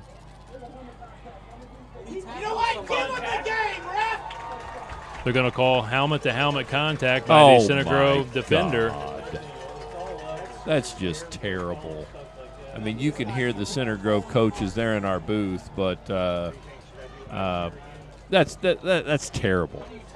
I mean, first of all, this helmet-to-helmet thing that they've started, the NFL has started, is just a ridiculous rule. I mean, it's such a politically correct rule. I mean, I see running backs just absolutely get hammered, and they get no call, and some offensive end goes across the middle, he gets touched, and he gets 15 yards. I mean, it's football. You're going to get hit, and you're going to have to take hits. And, it's just a matter of time till they turn it into flag football. That was terrible. 15-yard penalty gives the Bears a first down. Ball now at the Center Grove 26-yard line. 10:42 to play, second quarter. Kevin, the player caught that ball. Ackerman or whoever that was went down low after his ankles. I don't know. How did he hit helmet to helmet? The only thing I can think of, a lot of times defenders protect, or offensive players protect themselves. They actually put their helmet down, and what's a defender supposed to do if the offensive player puts it down? Redfern fakes the handoff, runs near the first down marker, picks up 9 yards. Tyler Redfern with the carry. Little read action option right there, which is always giving Center Grove problems. The defensive end. Ryan Pendergraft has got to stay home right there. Pendergraft able to make but because of the good faith of the officials, Lawrence Central able to move the football down here into scoring position. Just inside the 17, Redfern going to run the football, picks up the first down, now steps out of bounds. That's by far their best play, is just hiking it to the quarterback and just, everybody going right and just running right. 4 yards for Redfern. Keep it simple. They have struggled offensively tonight, and they get a couple of calls in their favor. And they now have another new set of downs. 1st and 10 at the Trojan 12. 9:50 to play, first half. Center Grove 14, Lawrence Central 0, but the Bears knocking on the door. Passing play, it is incomplete. Incomplete. Intended receiver, number 80, Wanyell Holmes. He's a senior at 6'3", 185 pounds. Center Grove scoring a couple of touchdowns in the first quarter. One by Max Norris from 7 yards out. The other one by senior quarterback Drew Calvert, a 1-yard quarterback keeper. Well, you're still at second down, and they can still pick up a first down down around the 3-yard line. So they still got 10 yards to go. Inside handoff going to the running back. He's inside the 10. Obviously 4-down territory here, so they got 2 more downs to try and pick that up. 4 yards by Mark Wilson. Mark Wilson playing off the bench tonight. Coming into tonight's game, he was their leading rusher, 233 yards on the ground. He's now in there in relief of Terrell Williamson, who got the start tonight. 3rd and 6. Okay, we're going to find out if they're going to throw it the next 2 plays or if they're going to run it. Ball at the Trojan 8-yard line. Redfern, the quarterback, keeping it, running the football. Hit in the hole. Maybe got a yard shy of the 5-yard line. Looked like he was taken down at the 6. They'll give him a couple of yards. So Tedo to bring up 4th down. 4th and 4, I believe. 4th and 4. Field goal kicker's coming on. Nash Griffin, he is 2 out of 4 on the season. Hit a couple of field goals against Trinity, and they needed those field goals to win that ball game. This will be a 23-yard field goal for Nash Griffin. He's a sophomore. Also a varsity soccer player for the Lawrence Central Bears. Oh, he's got plenty of foot. It's just a matter of if they can hike it, set it down on the tee, and give him an opportunity to kick it. He's left-footed from the left hash. That's good. Splits the uprights, and Lawrence Central on the scoreboard makes it now a 14-3 ball game. Center Grove in front with 8 minutes, 26 seconds to play in the opening half. I think that's a win for Center Grove defense. I mean, Lawrence Central was really moving the football. They step up Center Grove's defense, which that has each and every time this year it's been asked to, and made a stop when it needed to most, and they only got 3 points out of it. That was just one of the worst calls I've ever seen. That over there on the other sideline. I don't see how he could possibly have called helmet to helmet, but Center Grove able to keep things in perspective. They're going to get the ball back with 8 minutes and 26 seconds left, and they've got a chance to move the ball down and score again. Tonight's second quarter being presented by Allstate Insurance, Bontrager Agency of Greenwood. The Bontrager Agency of Greenwood, led by personal financial representative John Bontrager and his family. They've been a part of the Greenwood Center Grove community for more than 17 years. John provides a high level of service for more than 2,500 customers. The Bontrager Agency is located at 395 South State Road 135, or contact the agency at 317-888-3200. You're in good hands with Allstate. Nash Griffin will kick it off for the first time tonight for the Bears. Puts his left foot into it. It's high. It will be returnable from the 12-yard line. Do believe that's Matt O'Brien across the 30. Senior wide receiver. Nope, it's going to be Devin Hensley, number 5. With the nice return, ball will be placed at the 33-yard line. 26-yard return for Hensley. For the Lawrence Central Bears on their offensive drive, 9 plays, 3 passing, 3 running plays, 5 minutes, 4 seconds, moving the ball 52 yards, and Nash Griffin, their sophomore kicker, nailed a 23-yard field goal to make it now a 14-3 ball game. Center Grove in front, 8:21 to play here in the second quarter, and running play to that far sideline. Couple of yards for the Trojans. Max Norris. So far, Ted, Max has been fairly effective running the football to the edge. His speed tonight, I didn't know if he could get the edge tonight against this great Lawrence Central team. For the moment, a couple of runs to the outside have been pretty good. Yeah, right there, he was very lucky. They had him for about a 3 or 4 yard loss. He was able to get it back to the line of scrimmage. So no gain for Norris. Calvert on play action. Can't hold it. Can't hold it. Fumbled it. Fumbled it. The ball is still loose. A lot of bodies going for the football, and it's going to be Trojan football. Should be Center Grove football. It'll be third down. About 22. Third down about 20. Darren Kirkland gets credit for the sack and forcing the fumble. Again, Kirkland, a linebacker, transferred from Park Tudor. And talking to some of the Lawrence Central folks up here in the press box, they said he by far maybe has been the most impressive defensive player this year for Lawrence Central.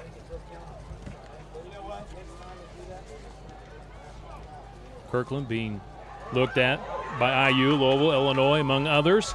Good running play for Logan Hudson, and he'll run out of bounds at the 30-yard line. 15 yards at least or so, 13 yards shy of a first down. It'll be a 9-yard run for the senior Hudson. And it's going to bring up fourth and a long 12, 13 yards. So we'll see Matt O'Brien in the punting unit for the second time tonight. Well, Luke put him in a difficult position there. On that pass play, I mean, you've got to have that clock in your head. And as soon as you don't see or you don't have your open receiver right away, you've got to throw that football away. And instead, he ended up fumbling it, and it kind of drowned Center Grove's hopes of getting a first down. Good snap from Combs. Good High kick. Punt by O'Brien. The ball is loose, but it is picked up by Lawrence Central. He lost it momentarily, and the ball at the 40, and now they're going to throw a flag against Center Grove. Again, they blew the whistle, and they're going to call unsportsmanlike conduct against the Center Grove Trojans as they threw the return man down to the ground. 36-yard punt, 6-yard return, and tack on an additional 15 yards because of the penalty. Well, if you're a player now, you've got a pretty good idea of what the officials are going to call, what they feel like they're out there to do. So you've got to really be careful. I mean, if you're on the defensive side and they blow the whistle, you better get off of them because these guys are really touchy right now. They like throwing those flags around, and it's not making Eric Moore very happy, and I don't know that it should have been called, but you've got to make adjustments. You've got to make, you make adjustments at halftimes. You got to make mental adjustments during the game. with the penalty. Ball at the Trojan 44-yard line. 7:15 to play in the first half. Center Grove in front 14-3. Running play by Will King. Center Grove hit him several times. He was able to break loose, picks up 1 yard. Will King, a junior, only at 5'4", 150 pounds.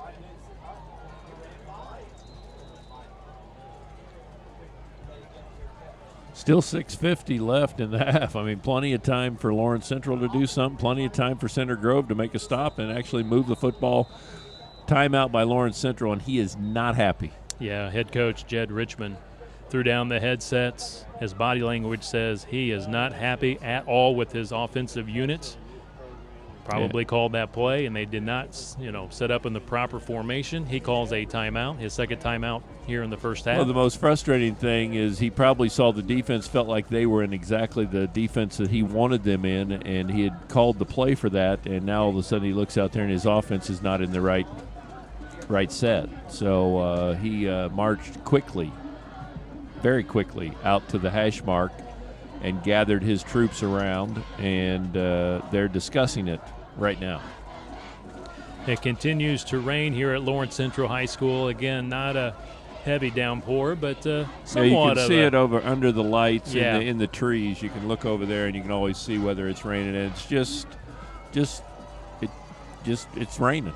It's not pouring, but it's raining. Steady rain here at Lawrence Central. Second down and 9 here for the Bears at the Trojan 43. 6:42 to play here in the second quarter. Center Grove in front 14-3. Great running play for the Bears. They pick up the first down. They get the ball inside the 30. Great run by Terrell Williamson. He's a senior, 5'8", 180 pounds, and boy, he was a rocket out of the backfield. Picks up 15 yards. And injured player for the Bears, Ivan Martinez. He's a sophomore. He is the right tackle, and he is in a lot of pain at the 44-yard line. They're rolling him over. Let's see. Well, it's hard to say. I mean, obviously he's out there.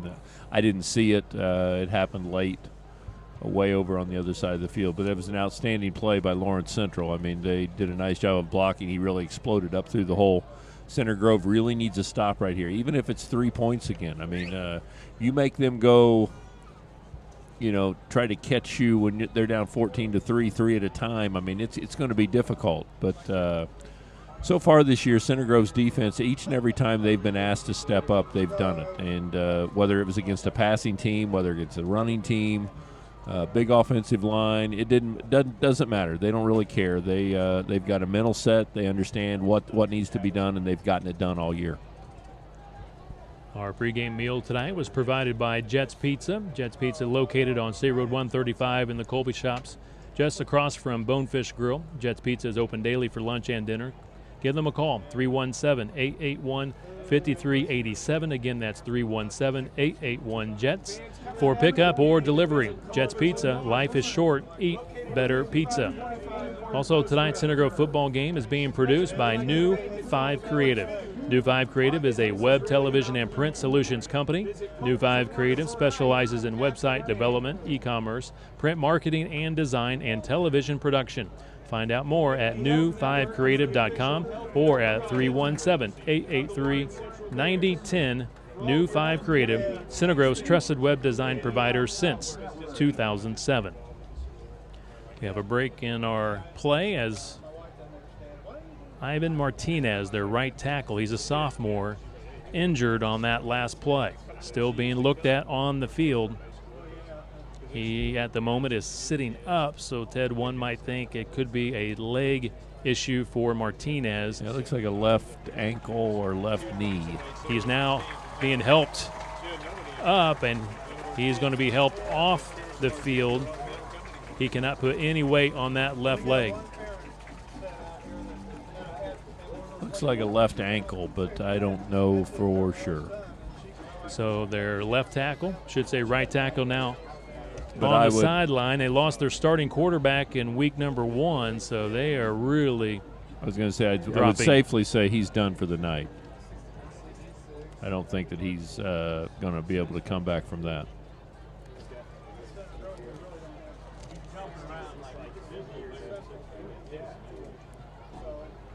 Some other mixed scores tonight. As expected, Carmel at home having no problem with Lawrence North leading 35-0, and Warren Central at home shutting out North Central 14-0. 6:36 here at Lawrence Central in quarter number 2. Center Grove 14, Lawrence Central 3. Center Grove jumped out to an early 14-0 lead in the first quarter, and the Bears here in quarter number 2 have scored on a field goal and on the drive again, going to the end zone. Redfern with a good throw, and the receiver dropped it. And a flag down that's going to be interference against Ryan Pendergraft, as I do believe that was Kenny Jones that dropped it. I think it's going to be offensive interference for him knocking Pendergraft down. Yes, that was number 5, Kenny Jones. He's a senior at 6'3", dropped the touchdown pass, exactly. And you're right, Ted. They will put that one against Ryan Pendergraft for shoving him down. And Ted, at this point, I just don't want to speculate on any of the penalty calls after what we had at Carmel, and last week was a kind of a night of offensive holding calls against both Pike and Center Grove.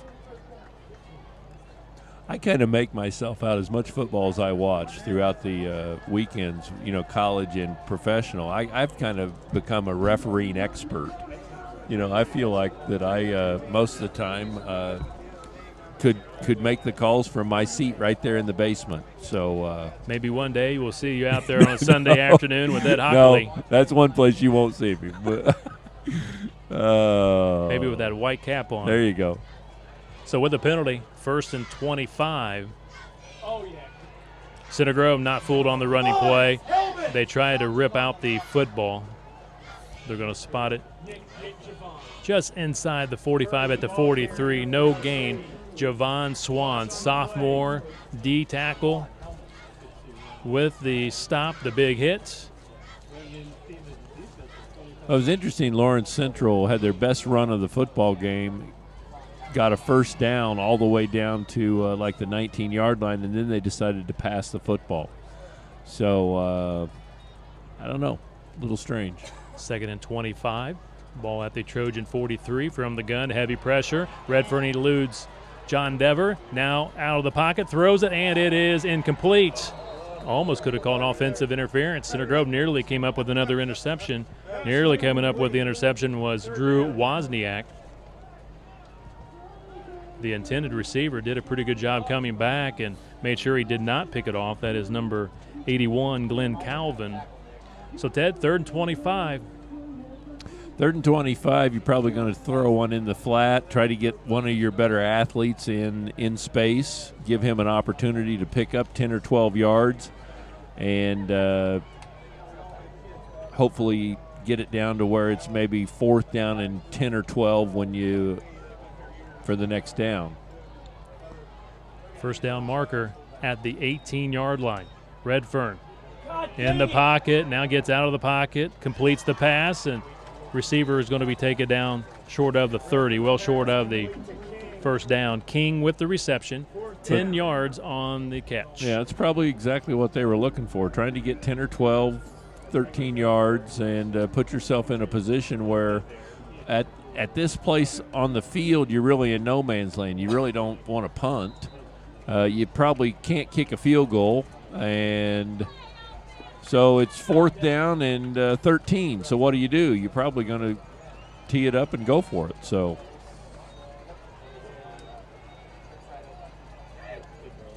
4th and 13 here for the Bears.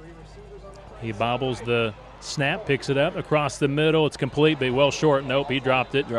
Good hit by the Center Grove Trojans. King, the intended receiver. Great hit by Alex Ackerman on King, and a turnover on downs. Good job by the defense stepping up again. But, again, this Lawrence Central offense struggles. They might go for a couple plays, and you think, okay, they're finally getting in sync, it looks like, and all of a sudden, they drop the football, they turn the wrong way. It's a work in progress over there on the Lawrence Central offensive side. Center Grove scored on its first 2 offensive possessions, but the last 2 have resulted in punts. Let's see what they can come up with here on drive number 5. And Max Norris back to the line of scrimmage, no gain. Well, the Trojan offensive lineman losing his helmet. That is Logan Battle, so he'll have to go to the sideline for one play. Well, a lot of these kids have gotten smart, and they get somebody on the ground, nobody around, and their helmet, they just tick it. They just grab the back of it, back by your neck, and they just pull it off of somebody and make them go sit down. I mean, it's just a stupid rule. Center Grove breaking huddle with 10 seconds on the play clock.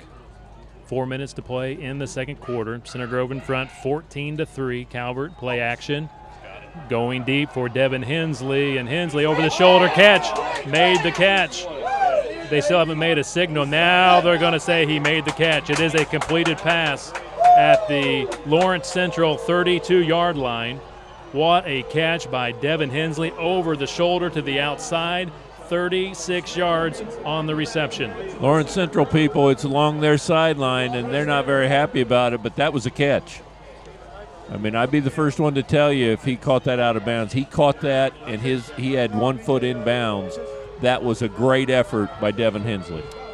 8th catch of the season for Devin Hensley. That is his longest of the season. And in one play, Center Grove's mindset now all of a sudden changes. Oh, he fumbled. Fumbled the snap. Did Calvert get it back? Yep. Calvert got it back. Again, handling the football tonight on the snaps, receiving the ball on passes or the punt. Very, very difficult tonight. Still raining here at Lawrence Central. Still, you waste a play right there. But this is a Lawrence Central defense. Great defense, great players, but they don't look like they're great against the pass. I mean, there are holes in that pass defense. That's where Carmel was able to pick them apart and able to beat them. And so far, Center Grove and Luke have done a nice job tonight of doing the same thing. 2nd and 11, lost 1 yard out of the backfield, fullback. Titus McCoy with a great stiff arm. He picks up the first down, and he's out of bounds at the 10-yard line. How about that for a freshman? Titus McCoy with a great stiff arm in the open field. He picks up 23 yards. It was all good. I mean, it was a good catch. He ran a good route. He knew what to do with it once he made the catch. He went to the right position. He able to get out of bounds. All good by a freshman right there.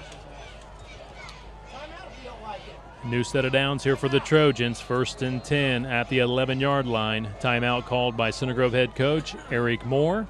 Not liking the Lawrence Central defense, at least the way they were lining up. So the Trojans take a timeout. 3 minutes, 1 second to play in the first half, and Center Grove leads it 14-3. Again, the Trojans scored on their first 2 offensive drives of the ball game in the first quarter. Max Norris on a 7-yard touchdown run with 7:21 to play in the first quarter put the Trojans in front 7-zip. And Luke Calvert on the second drive of the night scored on a 1-yard quarterback keeper at 4:13 to play in the opening quarter, putting Center Grove in front 14-zip. That was your score after the first quarter, and the Lawrence Central Bears scored in the second quarter a 23-yard field goal by sophomore Nash Griffin, and that was at the 8:26 mark here in quarter number 2. Ted, Trojans threatening. They have a chance to still pick up another first down. Again, the ball spotted just outside the 11-yard line. Yeah, I find it interesting. I mean, with the coaches, the Center Grove coaches in our booth, we can hear them, and they're screaming in their headset. If you don't like it, call timeout. If you don't like it, call timeout. I mean, obviously they're talking to Eric Moore, and he called a timeout. He obviously looked out there and saw a defensive set that he didn't feel like fit the play that they had set up. So I think that's what you should do.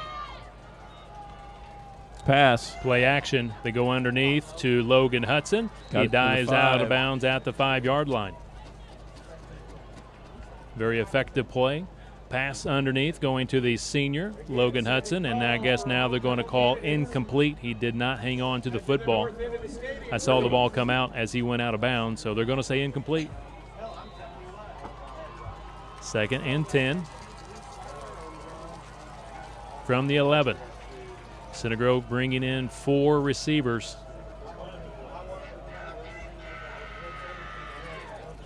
O'Brien and Hensley split out here on the right side.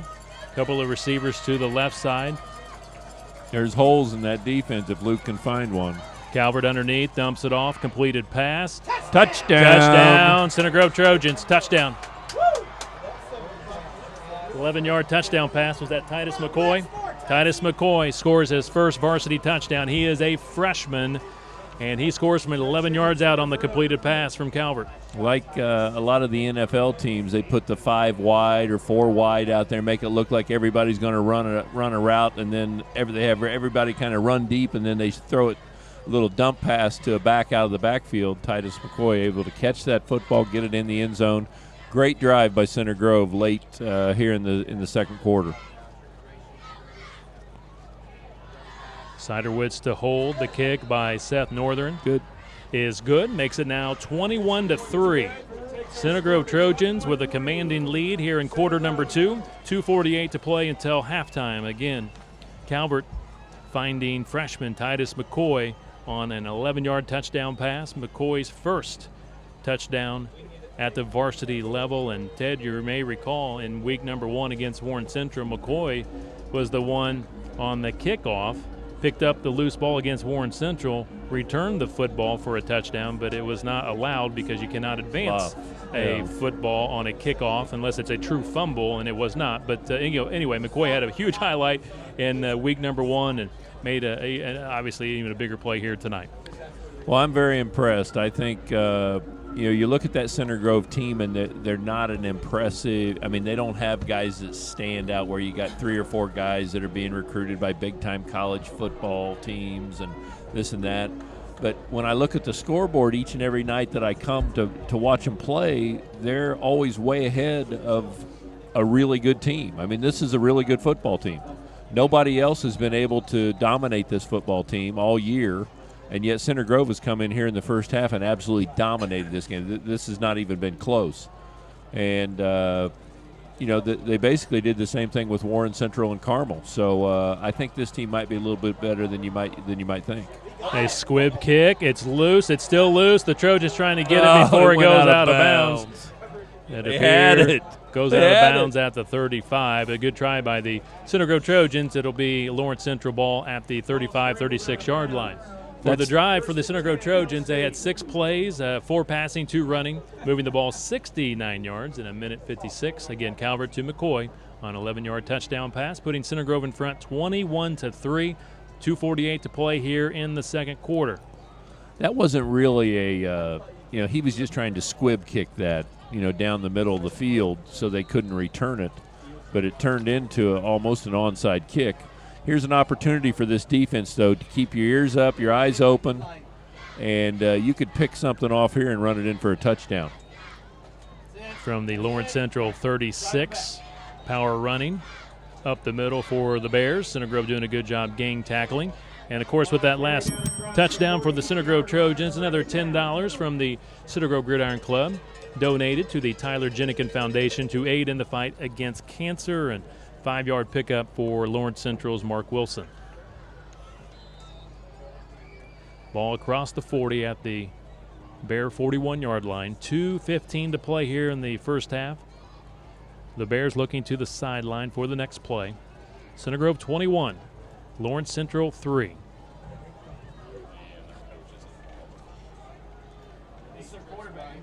Tyler Redfern taking the play from the sideline, trying to get his team in the right play. Redfern avoids one tackler but cannot avoid John Dever. John Dever takes him down. Great to see John back playing tonight. Missed the last couple of games. A 2-yard loss.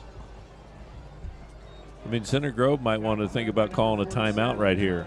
I'm a little surprised that, I guess they can save their timeouts. It's 3rd down. I would be very surprised if Lawrence Central were able to pick up this first down. It's 3rd down and 7. I mean, they're going to have to punt. I would guess that Center Grove might call a timeout after this play. Redfern rolls right in his face. Gavin Everett throws it away, threw it out of bounds. Don't have to call timeout when there's an incomplete pass. Gavin Everett, he has played fantastic for the Center Grove Trojans. With Dever out of the lineup, he's had an opportunity to play quite a bit, and he's such a big fella. At 6'3", he can get in that quarterback's face and make it difficult to make that pass. 4th and 7, and we see Nash Griffin, sophomore punter. He's had a couple of splendid punts tonight. Yeah, he's a good punter. I mean, he's got good action on this. He gets a spiral, and let's see if he gets one this time. His last 2 punts have both been 40 yards. High snap over his head. And Amaro chases him down, tries to tackle him, cannot. He does make a punt. It's going to be taken by the Trojans inside the 35 at the 34. So that's going to be a negative, 2-yard, 3-yard punt, negative 5 yards, negative 5-yard punt for Nash Griffin because of the bad snap. It was a wonderful effort by Nash Griffin. I mean, he had to run 40 yards back to pick the football up. He had 2 Center Grove guys coming right at him. He's able to get away, gather himself, and he still kicked it about 30 yards, which at that point in time it turns into a negative 5. But Center Grove almost got this ball on the 1 or 2 yard line. Instead, they're out at the 34. Center Grove with 1:07 to play. A chance here to score again. They're going for it. O'Brien down the sideline. He's got the catch. He stepped out of bounds, but he made the catch. They're going to mark him down inside the 10 at the 8-yard line. What a play by Luke Calvert, throwing it to Matt O'Brien for a 26-yard reception. First and goal. First and goal for the Trojans. And at the moment, Ted, 1 minute, 2 seconds on the clock. Is that Eric Moore or Don Coryell over there calling plays? I mean, this has turned into a passing offense here at Center Grove. Luke Calvert rolling to his left, throwing the football. It's incomplete at the end zone. At the goal line, that's Cameron Tidd, the sophomore, the intended receiver. The ball just thrown behind him just a smidge. If he comes up with it, it is a touchdown.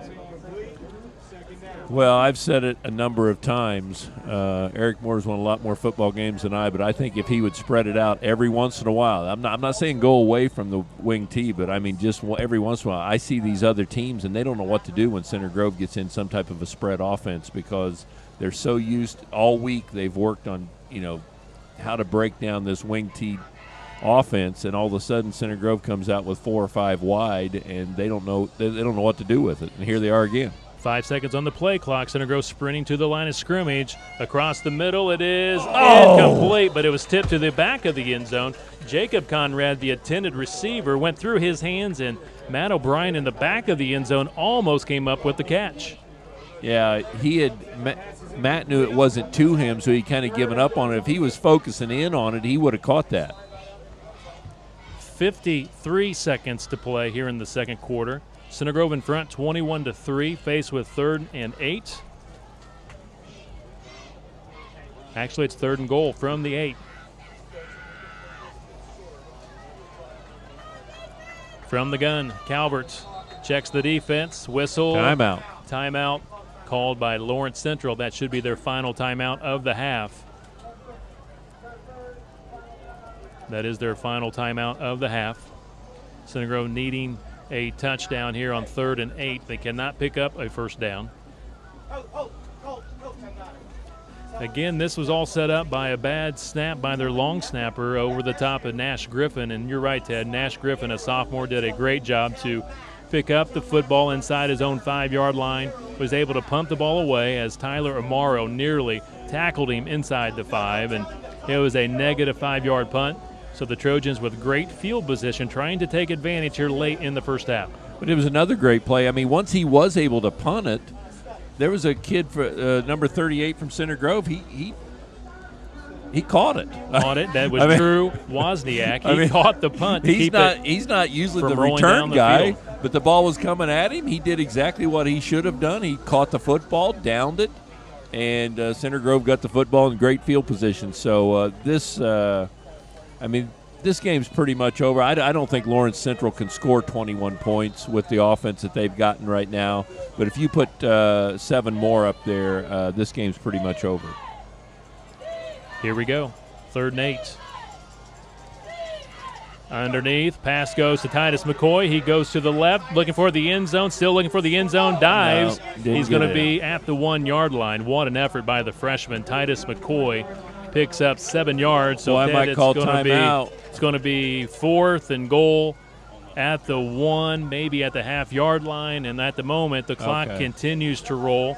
Okay, well, they got plenty of time, though.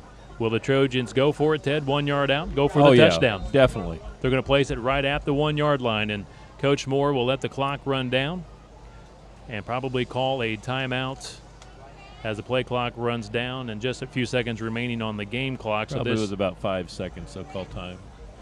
So that way you only leave just a few seconds left on the actual play or game clock. So 6 seconds on the game clock, 6 seconds to play here in the first half. Center Grove in front 21-3.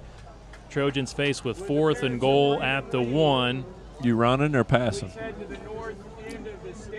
Good question, Ted. I would think you might be able to get 1 yard. I would too. I think I'd be running the football. I wouldn't be passing at this situation. I'd go back to some type of run. Now, they could spread it out and have Calvert just run a quarterback draw. I don't know. We'll wait and see. You know, Coach Moore is well prepared for this situation as it continues to rain here at Lawrence Central. It has rained here since 5 o'clock, 2 hours prior to kickoff. It started raining. It's a steady rain, so it's not a hard rain.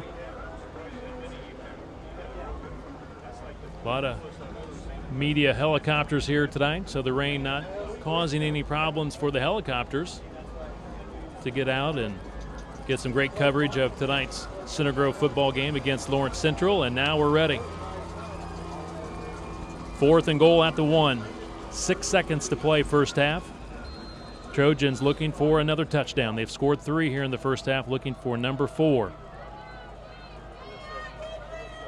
McCoy in the backfield. The rocket goes in motion. Calvert under center. Calvert hands it off to Titus McCoy, and he is in there. Touchdown. And he takes a hit as he goes into the end zone. No flag. Second touchdown of the night for Titus McCoy from 1 yard out.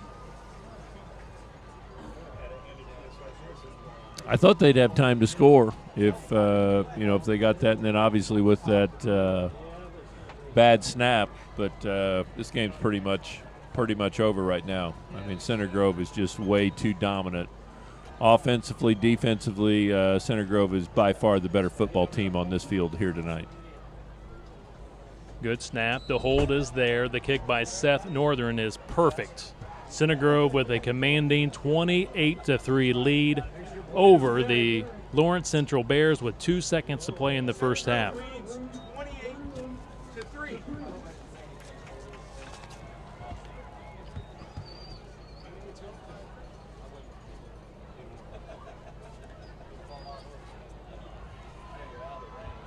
Seth Northern, a perfect 22 out of 22 on extra point kicks this season, 4-4 tonight. Ted, I did not expect this. Center Grove putting up a lot of points. I saw some other so-called media experts making some predictions. I read one guy, he put down Center Grove 35, Lawrence Central 7. I thought that was an interesting pick, but now you look at the scoreboard and you think, well, maybe that's not too far off. Yeah, I was going to say, if anybody's seen this offense, you can tell that Eric Moore is going to take advantage of a quarterback who's struggling. I mean, they have quarterback problems. They need to find somebody that can play quarterback for this team. Either that or just hike it back there and just, run right or run left each and every time. Squib kick by Nathaniel Snyder. Ball is going to be taken down at the 27-yard line. And 1 second runs off on the clock. And they'll have one more play. Trailing 28-3. The Bears trailing the Trojans 28-3. On the drive for the Center Grove Trojans, 5 plays, working with a short field on that drive. 4 passing, 1 running, moving the ball 34 yards in a minute 5. Again, freshman Titus McCoy, his second touchdown of the night from 1 yard out.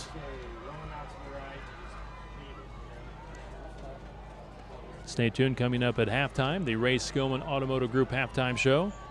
Center Grove Superintendent Rich Arkanoff will join me coming up in just a few minutes. Tyler Redfern, quarterback, running to the near side, gets out of bounds, and that will bring us to the end of the first half. And what a first half for the Center Grove Trojans, leading the 4th-ranked Lawrence Central Bears 28-3. 3. Stay tuned. Coming up next, the Ray Skillman Automotive Group halftime show. This is Center Grove Trojan football.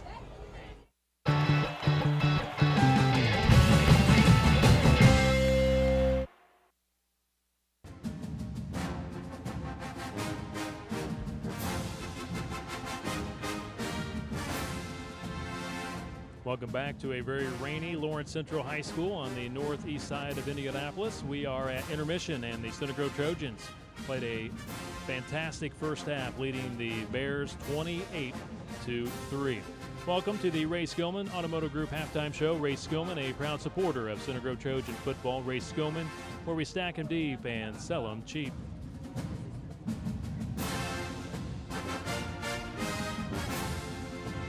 Gives me great pleasure to introduce our halftime guest interview, the superintendent of Center Grove Schools, Rich Arkanoff. And Rich, like the Trojan fans across the way, you're out there in the elements tonight.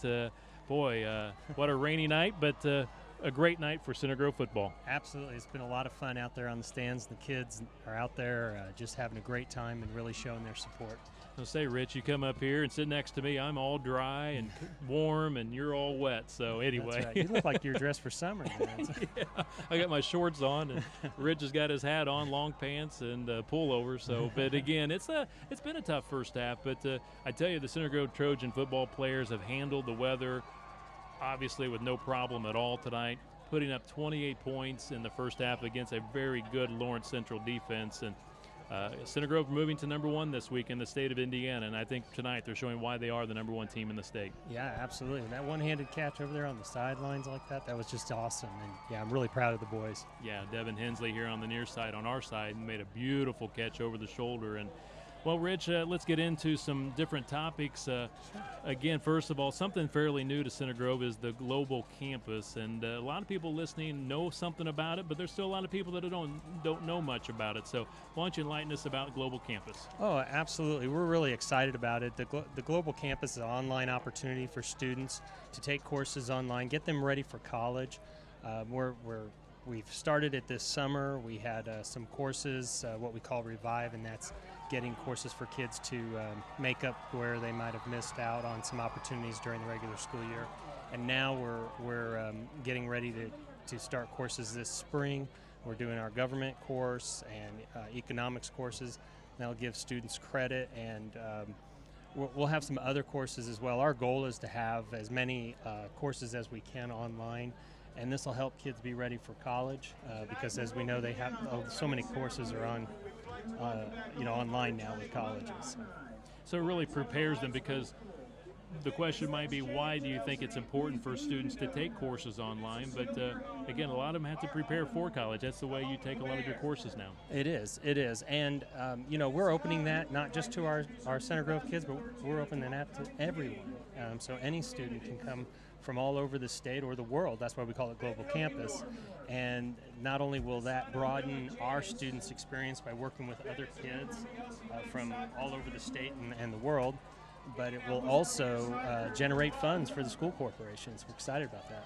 Also, something that was recently announced, Center Grove was named a top workplace for 2013, and obviously that's a feather in the cap for Center Grove, but maybe talk about that particular award and what that's all about. Oh, I'm really proud of that, and it came from our staff. We didn't know anything about it. Someone on our staff nominated us, and then a survey was sent to our staff. They filled it out, and we were selected by the Indianapolis Star as one of the top 10 workplaces in Indiana, I'm sorry. And it was just an incredible recognition. I really think our Human Resources Department, Mrs. Hacker, who runs that, did a great job. She makes our staff feel valued, and her and her staff takes care of it, all of our teachers and our bus drivers, custodians, support staff, everyone. So that was really what they shared. Also, when you look at that survey, what are some of the questions that were asked on that particular survey in which, again, Center Grove being named top workplace for 2013? Well, some of the questions were things like, is your job meaningful? What kind of satisfaction do you get out of your job? are you valued as an employee? Are you taken care of? Does your employer value you and your work? Those were some of the big things. Really just feeling valued as an employee. Rich, some upcoming events in the Center Grove community scheduled for tomorrow. Looks like at Middle School North, a fundraiser for Riley. I guess there's going to be a 5K run and walk tomorrow, and again, just a special day coming up tomorrow at Center Grove Middle School North. Yes, yeah, that'll be good. I believe it's $10 to register, and there'll be carnival games, and of course it's there at Middle School North. And then Maple Grove is having their fall festival tomorrow too. I think that starts at noon, goes to 4. I think you're going to be busy tomorrow. I am, actually. I'm setting up Maple Grove in the morning at 8, and then I think I'm working something at Maple Grove. So, yeah, I'll be busy. Say be busy tomorrow. Yeah. Also coming up on Sunday, September the 29th, the Center Grove Middle School Central will have the National Junior Honor Society Walkathon. Again, a very special event coming up on the 29th of September. Yes, yeah, that'll be a good time as well, and a nice event to raise funds. The walkathon goes to benefit Alex's Lemonade Stand, which is the National Childhood Cancer Fundraising and Awareness Organization. Got to ask you about the new principal at Center Grove High School. I think he's well liked by many. Yeah, that's right. Doug Bird doing a great job. Yeah, Mr. Bird is doing fantastic. Every time I run into someone, they tell me how great he is, how good he's doing. He is. He's a very strong leader, and he's come right into it. And he's totally in red, which we love to see. And he's so tall that you can pick him out pretty easily too. So yeah, we had him on as our special guest for the Carmel game of all games. Yes. He was our halftime guest, and I felt like he brought us some good luck that night. And the Center Grove Trojans earned that copper kettle back to the south side where it belongs at Center Grove, but right. No, the Trojans hadn't seen it since 2007. But what a special game and night that was to go up to Carmel and get a great win there. Absolutely, and he's on the sidelines every game, and his kids are out there with him, and they're all cheering on our Trojans, and it's great. Rich, thank you for joining us here at halftime. I know I got to let you go and get back out in the rain across the way, but no, we do appreciate you stopping by and chatting with us here at halftime.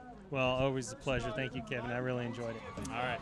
Rich Arkanoff, everybody, the superintendent of Center Grove Schools, kindly enough to take some time with us here at intermission to talk about all the great things happening within the community of Center Grove, and some great things here at Lawrence Central tonight. The Trojans, number 1 in the state of Indiana in Class 6A, leading number 4 Lawrence Central 28-3, and what a fantastic opening first half for the Center Grove Trojans. And this is the Ray Skillman Automotive Group halftime show, and taking a recap of the scoring from the first half. The Center Grove Trojans got off to a great start offensively. Center Grove's opening drive, they moved the ball and score on a 7-yard touchdown run by Max Norris with 7:21 to play, taking an early 7-0 lead. And the Center Grove defense forced the Bears to punt on their first 2 drives. And when the Center Grove Trojans got the ball back the second time of the ball game, they scored on a 1-yard touchdown run by Luke Calvert to make it 14-0 with 4:13 left to play opening quarter, and that's what Center Grove led by after quarter number 1. And in the second quarter, Lawrence Central finally got on the scoreboard with a 23-yard field goal by Nash Griffin with 8:26 to play in the first half, made it 14-3. Center Grove was forced to punt the ball following that field goal, and then Lawrence Central came back, and the Center Grove defense with a great stand forced a turnover on downs and took the ball and scored on an 11-yard touchdown pass from Calvert to McCoy with 2:48 to play in the opening half to make it 21-3. And then a bad snap on a punt for Lawrence Central set up Center Grove's final score of the first half. The Trojans scored with just 2 seconds to play. A 1-yard touchdown run by Titus McCoy to make it 28-3 here at intermission. And now joining me is Rick Embry. And Rick, I'm not surprised Center Grove was leading. I'm just surprised by the number of points the Center Grove Trojans have put on the scoreboard tonight against a very good Lawrence Central defense. Yeah, I'm very surprised, Kevin. Just a flat-out dominant performance by Center Grove on both sides of the ball. I mean, we came in Ted talked about it in the pregame of it possibly being an ugly game. Somebody asked me before the game what I thought the score would be, and I said, I don't know, 13-7, 14-13, something like that, because I really thought that both offenses would struggle. And, it's only been a struggle on one side of the ball, and that's been when Lawrence Central's had the ball. Center Grove, we talked about this a little bit in the pregame, was Coach Moore going to go to the passing attack a little bit with the horrible downpour and everything else, and that's what's been key for them. At halftime, Center Grove only has 19 yards rushing, but they have 196 yards passing. Calvert's 9 for 14 for 196 yards, and several of those were long passes and crucial passes. And really, the biggest, why the score is like it is the last 3 minutes of the half. Center Grove drove down a fantastic pass and catch by Titus McCoy, made a couple guys miss on the 4, got in for a touchdown. That pushed it from 14-3 to 21-3, and then they turn around, like you said, 4th down for Lawrence Central. They snap it over the punter's head. He gets off a weak punt.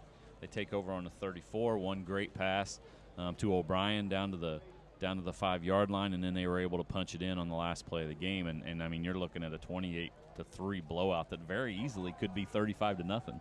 Center Grove McCoy had a 76-yarder brought back by a penalty, and on the only drive that Lawrence Central scored points tonight, they were benefited by 30 yards worth of penalties on 3rd and 4th down on Center Grove. So just a flat-out dominant performance, and I would say most of us are surprised here.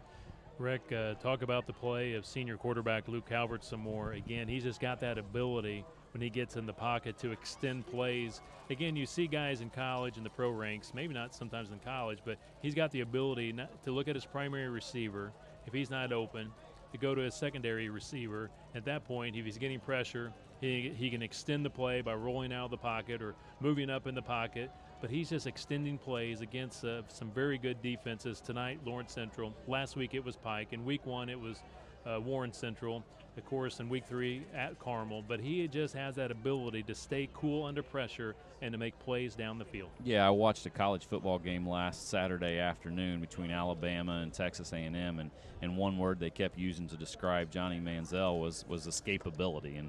And don't ask me if that's actually in the dictionary or not. But, that's what Luke Calvert does. He's able to find a way to get guys to miss. You're talking about right now he's going against a defense that has 3 Division I linebackers sitting back there. One is going to possibly be playing for the number 2 ranked team in the country in Oregon with the best facilities out there, and 2 more guys that are possibly going to be going to another Big Ten school or a Big Ten school. And especially the first pass that he completed to Vedito, he got away from those guys and just lofted it perfectly down to Vedito, which got them inside the 10-yard line. But, Calvert's made plays from the first game of the year. He was huge against Warren Central. He was huge against Carmel when they needed him.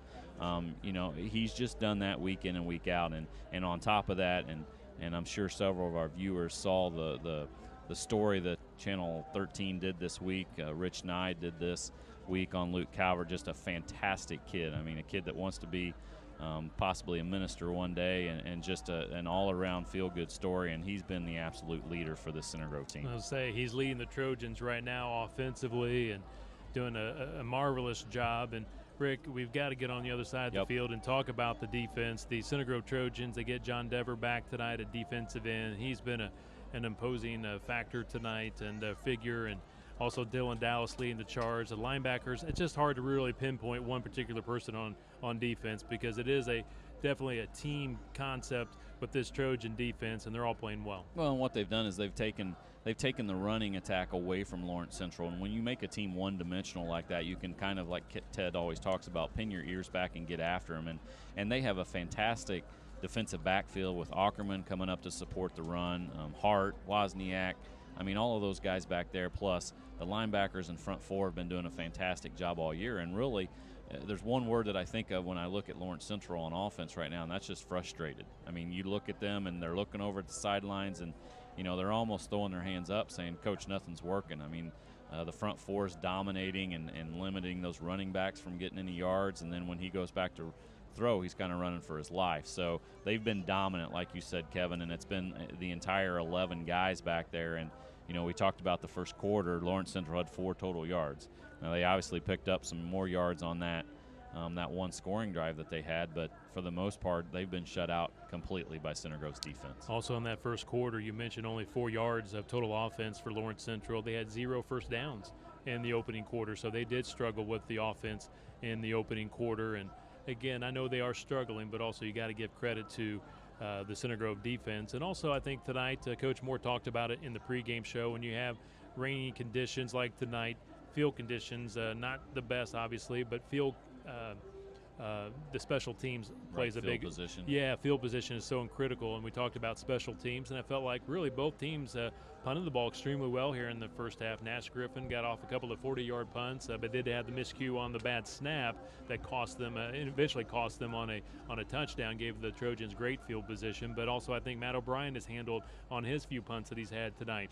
Handled the ball well, got off some pretty nice punts, and again, I think that's critical in situation where two teams have great defenses and getting that field position. Yeah, we also talked about the turnover battle, and I mean, both teams have been clean so far. I mean, a couple balls on the ground, but they've recovered both of those. I think one on each side.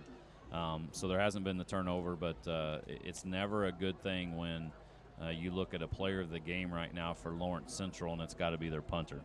When that happens, I've been to a few Purdue football games where the player of the game was a punter when I went to college there. So it's never a good thing when that happens, and he's been the best player for Lawrence Central, which is very surprising when you look at the amount of talent that team has on defense and also on offense. I mean, Ted talked about that. Their wide receiver, number 5, is a big-time athlete that's going to be going to a Division I school as well, and they got an offensive lineman as well. I think his name is Jones or something like that, that's going to be going to a big-time program. So, I'm very surprised at the outcome so far in the game, but I mean, that goes back to Coach Moore's preparation and his coaching staff, and I mean, everything that they're calling is working, and those guys have had the answers for everything that Lawrence Central's defense has tried to throw at them. Rick, the Trojans scored with 2 seconds left in the first half and made it 28-3 here at intermission, and the Trojans will receive the football to begin the second half. Did you get the buzzer on? Did you get the? I don't know. I did I? You did. You got to ring the buzzer the bell there for every touchdown. I don't think I got it on that last touchdown, but that's another $10 for the Tyler Jennikin Foundation. So again, a good night for the foundation. Again, 4 touchdowns. That's $40 tonight, and I didn't think I'd be ringing it 4 times. Period, total for the entire game tonight. We've already had to ring it now 4 times here in the first half. Yeah, it's been a dominant performance. Hopefully Center Grove can keep the momentum up. Like you said, they get the ball at the start of this second half. If they drive the ball down again at the start of this half and put in some more points up on the board, I mean, Lawrence Central's got to be already demoralized. But you never want to give a team that's as talented as that group is. You never want to give them the opportunity to mount a little bit of a rally, because high school sports is all about momentum, and you don't want to give them the opportunity. Rick, something we're missing tonight. Oh, really? Chris Hudson in the horn. I asked Jamie Smith back there where it was, because I didn't hear it when they came out on the field, and I don't know. Maybe they had some metal detectors or something that they caught him at the entrance and caused him to put that back in the car or something like that. But yeah, that's the only thing that's been missing so far, and I'm sure that he would have been blowing that thing nonstop in the first half. Both teams out warming up. We're just moments away before the start of the second half, and it continues to rain here at Lawrence Central High School, and that will conclude our halftime show presented by Ray Skillman Automotive Group. Ray Skillman, a proud supporter of Center Grove Trojan football. Ray Skillman, where we stack them deep and sell them cheap, and Ray doing a great job not only at Center Grove but here at Lawrence Central. The stadium also called Ray Skillman Stadium. They a couple of weeks ago celebrated that, and understand also Ray gave some money to help out with the Perry Stadium, as they also have some nice field turf at Perry Stadium for the Perry Meridian Falcons and the Southport Cardinals. Again, halftime score 28-3. Center Grove leading Lawrence Central, and we're just moments away before the kickoff of the second half. And again, the Lawrence Central Bears will be kicking to the Center Grove Trojans to start the second half. And Ted Kitchell now rejoins me. And Ted, again, I know we're both surprised by that score, 28-3, Center Grove in front by quite a margin. But what do you expect here in the last 2 quarters of the ball game? Well, we've got a little booth here, so I couldn't listen in. Usually I listen in to what my good friend Mr. Emery has to say. What did he have to say about the first half? Oh, he was, like us, I think, pretty shocked that Center Grove's up by this margin. But, again, I think we all know that Lawrence Central struggling offensively, especially when you lose your starting quarterback in week number 1. You go to your number 2 guy. Not that it's his fault, but, again, it just kind of throws your offense out of rhythm. Well, the thing that you can see is that, they were able to get by the first couple weeks, but now teams have started scouting them, and they know what to take away from them, and their offense is just not very effective. The most effectiveness they have is just hiking it to the quarterback and just going right or left, one way or the other. I mean, that's the only thing that they've got to do. I'm sure they're going to continue to try to throw the football and do some things here, but they've got some quality athletes on both sides of the football, and on the offensive side, you're just not able to use them because they just don't have the opportunity to they don't have anybody that can get them the football. So, but that doesn't mean that their defense hasn't been stiff. I mean, the defense has been very, very good, but Center Grove's offense has just been better. Center Grove's offense has taken advantage of they haven't dominated the football game, but Luke Calvert made 2 or 3 just individually great plays that put them in position to score the football. And once he was able to do that and get 14 points up on the scoreboard, you could just kind of see the shoulders fall a little bit on the Lawrence Central sideline. I think they know as well as everybody else here in this stadium that it's not going to be very easy for that offense to score points. Tonight's third quarter is being presented by Pointer Sheet Metal. When you need to be confident that your project will be handled on time, on budget, and with the quality your standards demand, put Pointer's professionals to work. Pointer Sheet Metal is Indiana's most respected full-service sheet metal and custom metal crafter by bringing deep experience, solid expertise, and dependable performance to projects of all sizes. No job is too large or too small for Pointer's professionals. For more info, go online at pointersheetmetal.com.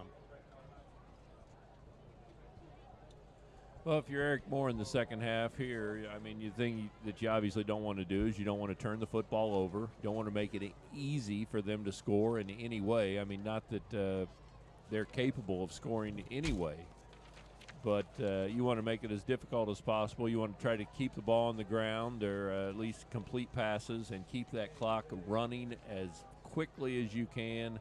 Get home to the south side as quickly as you can with a win under your belt. We're ready for the second half. I thought we were, and now we got a whistle. Nash Griffin preparing to kick off to begin the second half. And Ted, you got to be cautious here. Let's see if Griffin kicks deep or maybe try something. He does. Pooch. He does a pooch kick, and Center Grove calls for a fair catch at the 30-yard line. Fair caught by the Trojans here on the near sideline by Matt Combs. He's a 6'2" junior. That's just great preparation. I mean, and that's what my point was when they muffed the punt, and the punter still was able to get it. He finally punted it, and yet still there was a guy down there for Center Grove. He wasn't the normal punt returner, but he could very easily field the punt. He knew what to do. They've been schooled. They understand. They know what to do. Eric Moore does a great job preparing his team to play football. First play of the second half, running play by Titus McCoy. He's across midfield, a stiff arm by McCoy, and looked like it could have been a face mask against Lawrence Central. No penalty flag, but what a run by the freshman, 22 yards. Excellent He run. just the has offensive great line. composure. He does. He sure does. I mean, how many freshmen come out and stiff arms the secondary like that? Just run again. Great composure by this young man. Well, and I think that goes back to, and I'm sure Rick and all the young coaches that are teaching their kids. You have young kids. I mean, I'm older now, and my kids are done. But that's the type of things Eric Moore is teaching them when they're in 5th and 6th grade, and they automatically do it. Logan Hudson has another first down. He's out of bounds at the 35-yard line. A great job by Hudson. Instead of sprinting to the outside, he was able to get a block to the outside. He cut it up and takes what he can get. He gets 13 yards. Yeah, you can see this defense is kind of hanging their shoulders, hanging their heads. They're not too proud of the effort that has been put in the first half, and they're wanting this game to be over and be out of here. So far, Center Grove picking up about 15 or 20 every time they handle it here in the second half. 2 runs, 2 first downs. Straight ahead running, McCoy. Pile up at the 30-yard line, picks up 5 yards on first down. Titus McCoy getting the start tonight. Senior Lane Morris hurt from last week and also out of the lineup tonight. Sophomore fullback Lee Klinker, who did a fantastic job for Center Grove last week in relief of Lane Morris. So they're both unavailable tonight, and what a great opportunity for this young man, Titus McCoy, a freshman. Couple of touchdowns for McCoy. Now here comes the Rocket. He tried to get outside. Now he cuts it back. Flag down. They're going to call holding here on the edge against the Center Grove Trojans. Couple of blockers out in front. Probably 66 going to get the holding call right there. That's Logan Battle. Also on the edge blocking was Jacob Shoup. One of them from the spot, so that'll take it back to about the 36-yard line. So it'll still be second and about 10. Second, 10 and a half, maybe 11. 10:30 to play, third quarter. Opening drive of the second half for the Trojans. You mentioned the guys that were out, but, we mentioned in the pregame show that's the one thing that you don't really ever worry about when you come to a game. This guy's out, that guy's out. It doesn't matter. The next guy up steps right in position, and he's done that here tonight. Calvert has a wide open. Vedeto catches it. Touchdown, Trojans. That was real easy. 36-yard touchdown pass to Vedeto. It was real easy, but it was really well done, too. I mean, good fakes. Luke looked up to his primary receiver. He knew where he was supposed to be. He was there. Nobody around him. He threw a perfect pass in stride. And Center Grove looks up, and it's 34-3 quickly here in the second half. Yeah, I should say Calvert made it look easy. Great call by Center Grove head coach Eric Moore. Again, a 36-yard touchdown pass. 34-3, Center Grove in front. 10-11 to play third quarter. Good job by Siderwitz to take the snap from Tidd, and Seth Northern bangs it right through the uprights to make it now a 35-3 ball game. Center Grove cruising right now here in the third quarter against what was expected to be one of the best defenses Center Grove would face all season long, and Ted, the offense has put up 35 points. Yeah, I'm really surprised.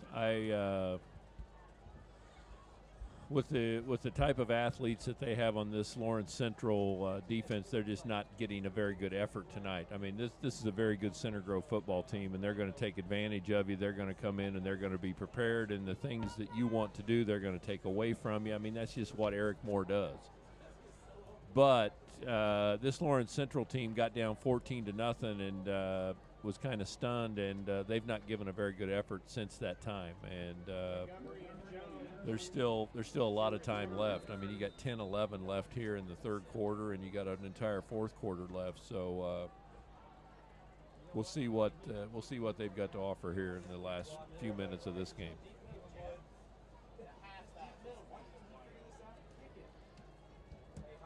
Nathaniel's kick is a squib kick to the 35-yard line. Lawrence Central will take it right there at the 35. And on the drive for the Center Grove Trojans, very efficient, Ted. 3 running plays, 1 passing. They moved the ball 70 yards in just 4 plays. And 1:49, again, Calvert to Vedeto on a 36-yard touchdown pass. And for Vedeto, that's his second touchdown reception of the season. I thought they were moving it at about 15 or 20 yards at a time, but I guess even more than that. But, the Lawrence Central defense did not put up much fight.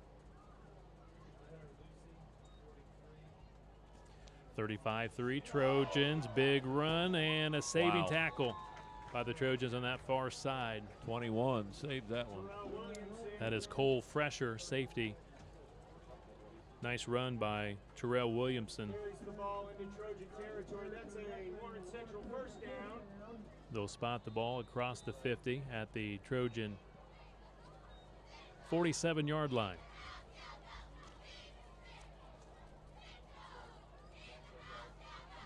Inside 10 minutes to play third quarter. Center Grove leading 35-3. Redfern from shotgun formation. Inside handoff. Running play to the near side, trying to get outside. Good job by the Trojan defense to string it out. Tackle made by the Center Grove Trojans here on the edge. Drew Wozniak, and number 5, Kenny Jones, the wide receiver, trying to block here on the near side, will leave the ball game. Ted, looked like he may have injured his right hand. A 4-yard run for the Bears. It's amazing how you injure those things when you're down 35-3. Yeah, he's being looked at here on the near sideline. It is his right hand. I think he was trying to block Wozniak, and Wozniak is the one that made the tackle. And great tackle by the Trojans. Was that Tyler Amaro? Tyler Amaro drops him for a loss. That is Williamson.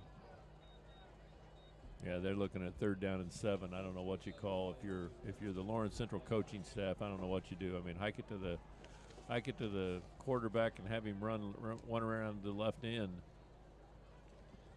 Ted, you mentioned early in the broadcast, Lawrence Central at one point was ranked in the top 15 in the nation. I think they got as high as number 12 early in the season. Incomplete pass to bring up 4th down. And Center Grove this week ranked nationally number 28 by Max Preps, not USA Today, but Max Preps. But the Trojans, with a great win tonight, might see themselves jump up a few more spots.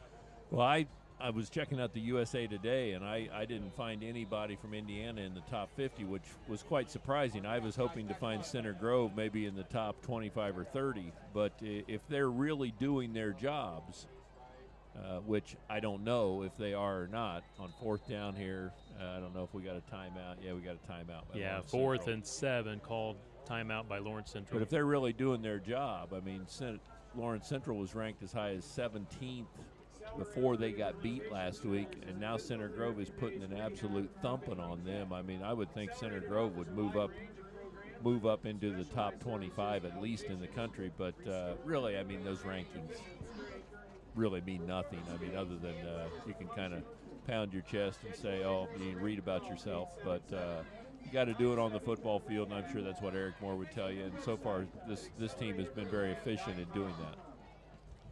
Center Grove putting up a touchdown in their opening drive of the second half, a 36-yard touchdown pass to Justin Vedito from Calvert, making the score 35-3 with 8:32 to play in the third quarter. And now Lawrence Central faced with 4th and 7 at the Center Grove 44.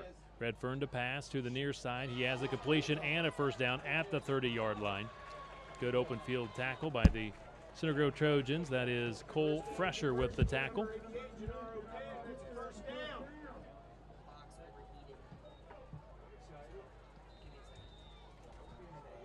New set of downs. Running play right up the gut for the Lawrence Central Bears, trying to get something going here in the third quarter. Ball spotted. See, and that's what you and I were talking about earlier. I mean, all of a sudden they run a couple plays and they look like the 17th ranked team in the country. I mean, they looked outstanding on those 2 plays right there, and then all of a sudden they run it and they fumble it and they mess around with it.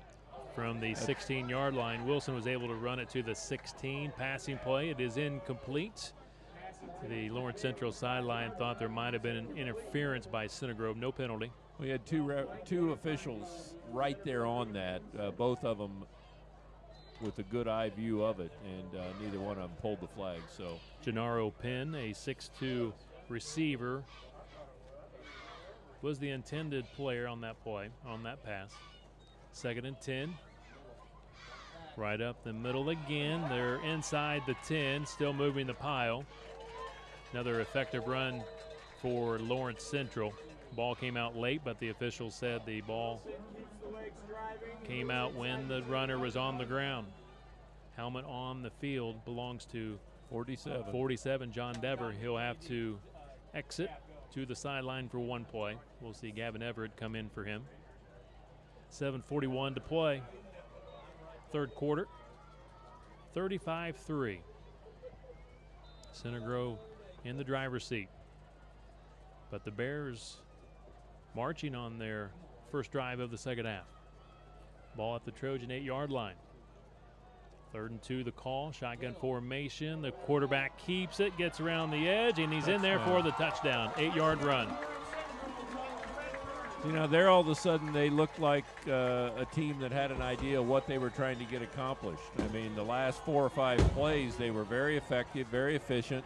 Started out with a passing play, and then, they just ran the football the rest of the way down the field. So a much different team all of a sudden. I'm sure that if nothing else, Coach Richmond talked about having a little pride and going out there and playing a little better than they did in the first half. 35-9, the score following that touchdown run by Lawrence Central. Center Grove still with a commanding lead. 7:24 to play in the 3rd period. Nash Griffin on the PAT kick with the left foot. He is good. 35-10 Trojans. Ted, Lawrence Central with some momentum on that drive. Like you said, they were quick to the line of scrimmage. They got a rhythm and put the ball in the end zone. Well, I mean, I'm not trying to bang on Lawrence Central, but they just looked so out of sorts in the first half. The quarterback didn't seem to be in sorts. He wasn't in rhythm with the running backs and handing it off and making fakes. All of a sudden, the last 4 or 5 plays, they really moved together. I mean, that was a read option that he goes into the end zone there that we have a lot of trouble with no matter what team runs it. And not only Center Grove, everybody has trouble with it. Even in the NFL, they have trouble reading that. But Lawrence Central, I'm going to give them a little pat on the back there. I thought they looked exceptionally well there the last 4 or 5 minutes of this football game, and played a little bit more like a championship team should. Nash Griffin will tee it up at the 40-yard line. A quick recap, the Lawrence Central Bears scoring their first touchdown with 7:24 to play in the 3rd quarter, making it now Center Grove 35, Lawrence Central 10, and squib kick, it goes out of bounds. Good try, though, by Nash Griffin, the sophomore. Not a bad try. And that's going to be spotted at the 41-yard line. Center Grove will have the ball at the 41. Yeah, the Lawrence Central kid was waiting for it to go 10 yards. You can't touch it until it goes 10 yards, and kind of took a funny bounce and then went out of bounds. So Center Grove able to possess this ball at about the 41-yard line. Great field position for this offense that's been very, very dominant here tonight. And they've been dominant because their quarterback has been outstanding. Luke Calvert has just done an outstanding job of putting the ball where it needs to be, getting them in a rhythm that they need to be. Obviously, their offensive line is giving him time, and they're doing an outstanding job, but the offense has been very, very good. 35-10, Center Grove. Hudson gets a yard. Looked like he was going to lose a few yards, but he does pick up 1, and all of a sudden the Lawrence Central defense, you can tell, Ted, they're just playing a little more hop in their step or whatever, but they're starting to play a little more energy. They've not been very good against the pass, though. It'll be interesting to see with this big a lead and 2nd and 9 if Eric decides to pass on 2nd and 9. Looks like a running formation, but they do fake the run. The pass is complete to the big tight end for the first down. Cameron Tidd, he's a sophomore, and he is a dandy of a sophomore. He is a big, big target. Cameron Tidd, 6'3", 245 pounds, and Ted, he's only a sophomore, but he's a good one.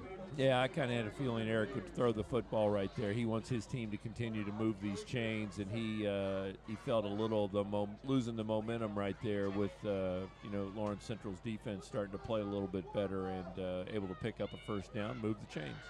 13 yards for Cameron Tidd on the reception. At the Lawrence Central 45-yard line, man in motion is Max Norris.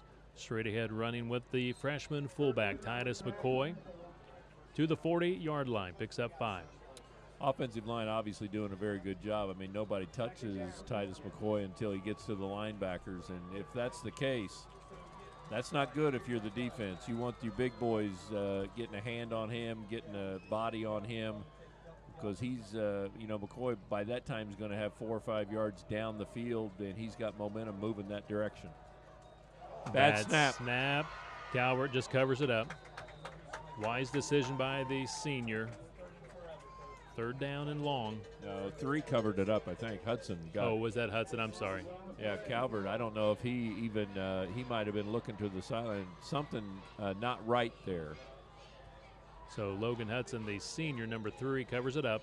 Brings up 3rd and 17.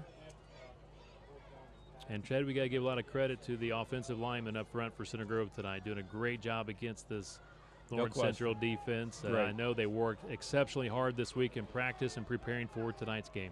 3 wideouts to the right, 1 to the left. Calvert, delayed handoff, goes to Titus McCoy, and that worked pretty well in the first half at that time. Not much there for McCoy, and Center Grove on 4th down will see the punting unit for the first time here in the second half. Yeah, 34 made a nice stop right there. He came up and, Darren Kirkland. Very good player. He's one of their fine linebackers. Yeah, he transferred in from Park Tudor, being looked at by IU, Louisville, Illinois, Toledo, and Akron. O'Brien to punt this one for the Trojans. Good high punt. It's going to drop and roll inside the 15-yard line down to the 12. Well done by Matt O'Brien. I mean, that's all you want. On a night like this, they're going to have to go 88 yards to get a touchdown. You want to make it as difficult as possible for everything they do. You want to make them have to go a long, long way, and so Center Grove did a nice job punting the football and covering it right there. Officially, they'll put the ball at the Bear 12-yard line. 4:25 to play, third quarter. Center Grove 35.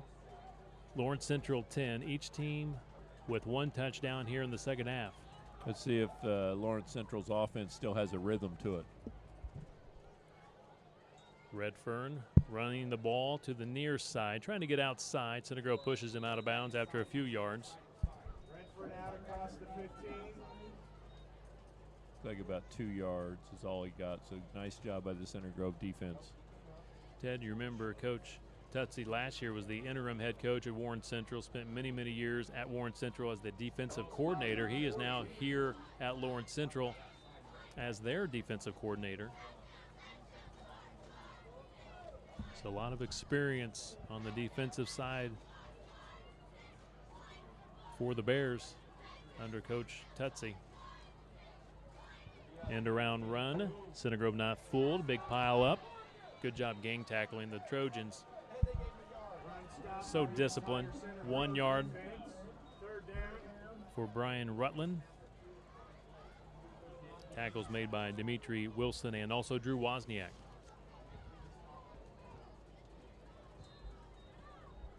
Third and 8 for the Lawrence Central Bears, deep from their own territory.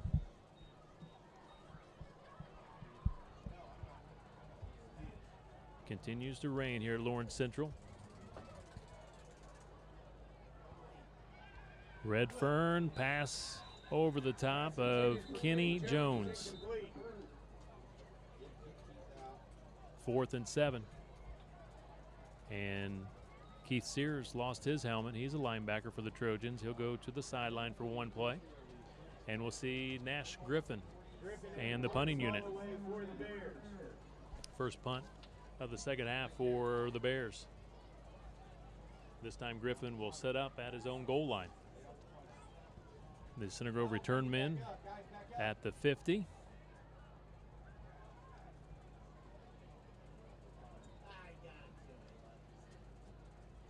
Good hang time. Pendy calls for a fair catch at the 45-yard line. Great field position for the Center Grove Trojans. 31 yards on the punt.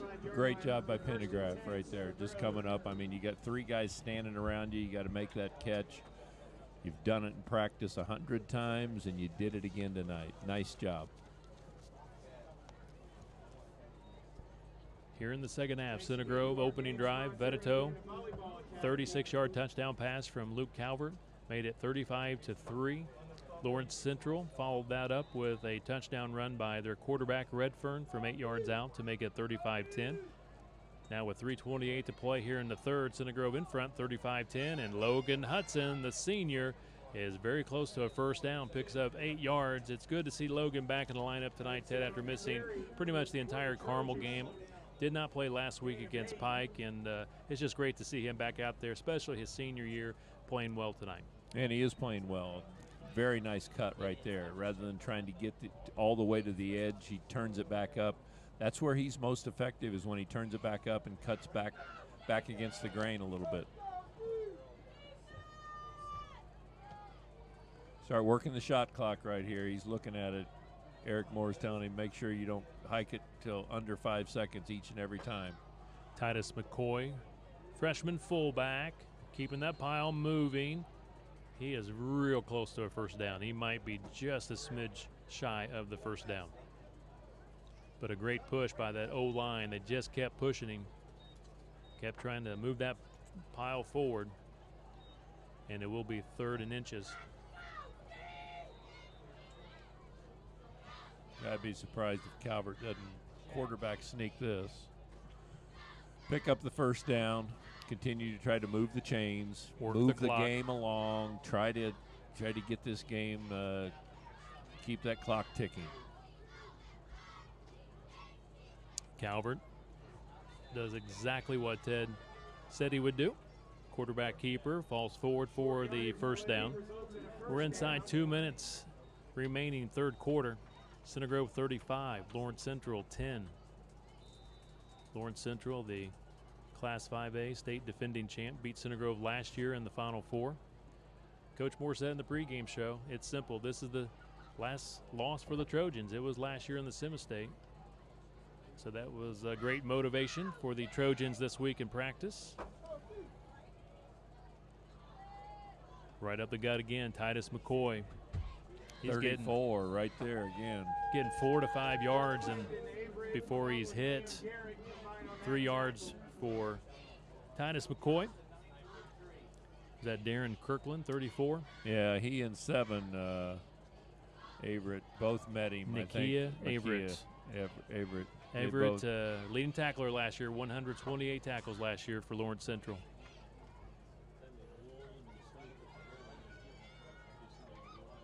A minute to play, third quarter. 2nd down and 7 at the Bear 31-yard line. This time they jump the snap count, and they meet Titus McCoy behind the line of scrimmage. He loses 1 yard. Tackle made by, I believe that was, again, their linebacker. Was that Averett? It was, I think it was Averett or number 7. Kirkland, one of the two, but they shot the gap right there, and there was no shot. I mean, they met him before. Luckily, he didn't fumble the football. 3rd down and about 8. Calvert fakes the handoff, has a man. He's wide there. open. He just got to catch the football, and he does. Touchdown, Devin Hensley with his 2nd touchdown of the season. That one goes for 32 yards. They are not very good against the pass. I can see why Carmel toasted them last week down at Lucas Oil Stadium, obviously under very good conditions where you could throw the football. But Devin Hensley ran an excellent route. Luke Calvert gets more confident each and every game, each and every play. Laid it right out there, right where nobody else could get it but Devin Hensley, and it's 41-10. Luke Calvert, 3 touchdown passes tonight. 1 rushing touchdown. What more can you say about your senior? And this kick by Seth Northern just got it inside the right upright. It is good. 42-10, all Center Grove tonight against Lawrence Central. Wow. Here in the second half, Calvert has thrown 2 touchdown passes, 1 to Vedito for 36 yards, and now to Devin Hensley for 32 yards. Ray Skillman is a top Huron County GMC Buick dealer. Ray Skillman, Northeast Buick GMC. And with that touchdown, time to ring the bell. The Center Grove Gridiron Club donating another $10 to the Tyler Jenikin Foundation to aid in the fight against cancer. And for those that do not know, Tyler would have been a senior on this year's Center Grove football team. He battled leukemia for 40 months before passing away at the tender age of 14 in 2009. The Trojan football seniors have dedicated this season to their teammate Tyler with the 12 men strong motto and wearing his number 12 on the back of their helmets. He may not be on the sidelines tonight, but they know he is always there for them, cheering them on to victory on the field and in life. To learn more about the foundation, please go online at tylerjenikin.com. If you haven't seen it, you need to come to a game and see it, because when the captains walk out to flip the coin, they always carry that jersey with them, and I think that's something that obviously is very important to this Center Grove football team. Snyder's kick goes out of bounds. On the drive for the Trojans, 6 plays, very efficient, moving the ball 45 yards in 2 minutes, 11 seconds. Calvert again on a 32-yard touchdown pass to junior Devin Hensley. And for Devin, Ted, you remember in week number 1 against Warren Central, he laid out in the back of the end zone for a 26-yard touchdown reception, and that's number 2 tonight here in the third quarter against Lawrence Central. Yeah, this Lawrence Central team comes in giving up about 16 points a game, and they look up after 3 quarters. Center Grove scored 42.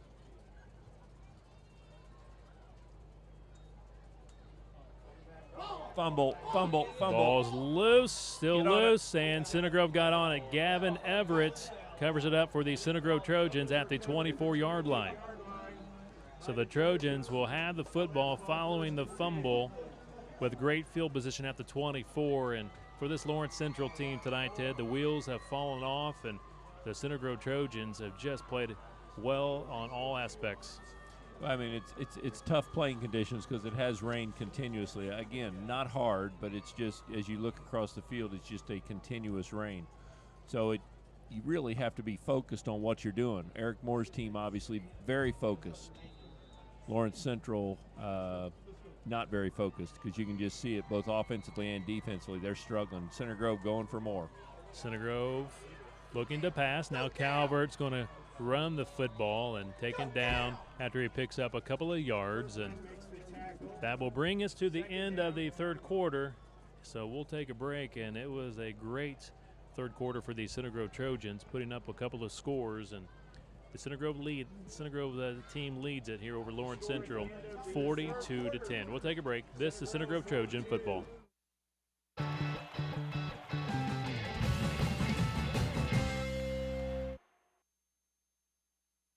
Our most successful tent sale ever has ended. At Ray Skillman, we've traded for a great selection of low-mileage, one-owner cars, trucks, and SUVs, domestics and imports. Go south and save thousands. Don't miss this opportunity to take advantage of these one-owner tent sale trade-ins. Only at Ray Skillman Buick GMC Truck and Southside Imports, just 1/2 mile north of the Greenwood Park Mall on US 31 South. Hurry, the sale is on, and they won't last long. And Ray Skillman has over 1,200 other certified used cars to choose from.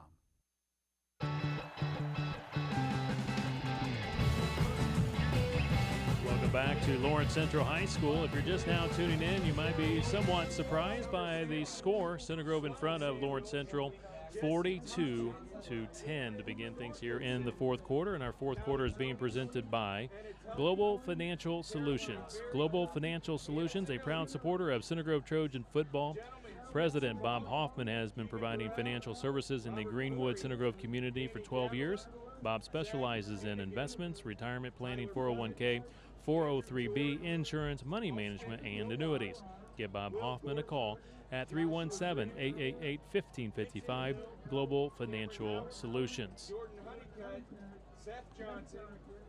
Well, it's 42-10, and we've still got 12 minutes to go here in the fourth quarter. Starting the fourth quarter, 42-10, and it hadn't been that close, I'm telling you. This has been a total domination by Eric Moore and his troops over there on the far sideline. The Center Grove people have come out to watch their team tonight. They're over there in their red under their umbrellas, and good for them. And they've seen a very, very dominant, good football team from Center Grove come up here and just put an absolute whooping on this Lawrence Central team. Ted, a couple other finals already. Carmel at home beat Lawrence North, no surprise, 49-9. And Warren Central defeated North Central in a close one, 28-26. That tells me something about North Central, because I continue to be impressed by by Warren Central. I like their coach. I like what he does with his teams. They seem to get stronger as the year goes along. He doesn't have to just throw it around all the time. I mean, he's willing to run it if he's got guys that'll do that. That tells me North Central's pretty good. I mean, North Central put a number of points up against this team when they had a lot of confidence going too. So that North Central team obviously can play football.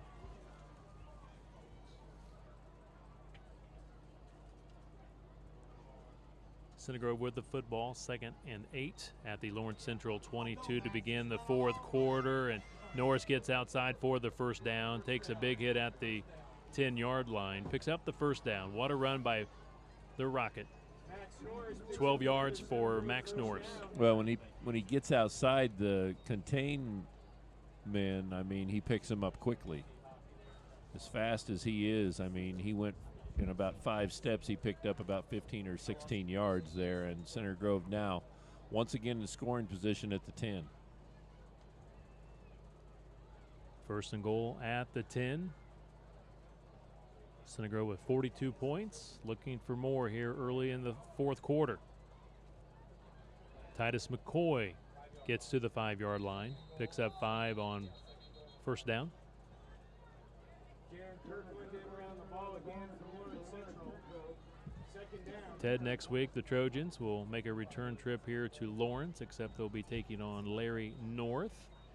And it'll be homecoming for Lawrence North. I think it was actually homecoming tonight for Lawrence Central. They had a lot of festivities at halftime, a lot of fireworks, but not the case on the field tonight, struggling. Not going to be any fireworks after the game, I can tell you that.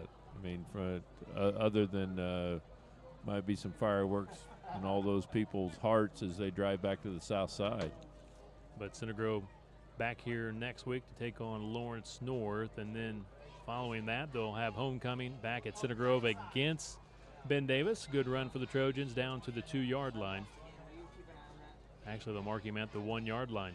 And then following that, you got North Central. Yeah, if you're Eric Moore, I mean, in this situation, you don't want to embarrass somebody, but also you'd like to kind of send a message to everybody in this state. I mean, this is your defending state champion. This is a team that came out, got as highly ranked as 17th in the country, and this is what we were able to do against them. So if you come play Center Grove, you better be ready.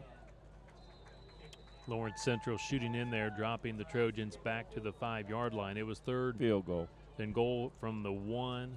Ball now at the 5. And do you try a field goal or do you go for it? At the moment, Center Grove appears to be going for it.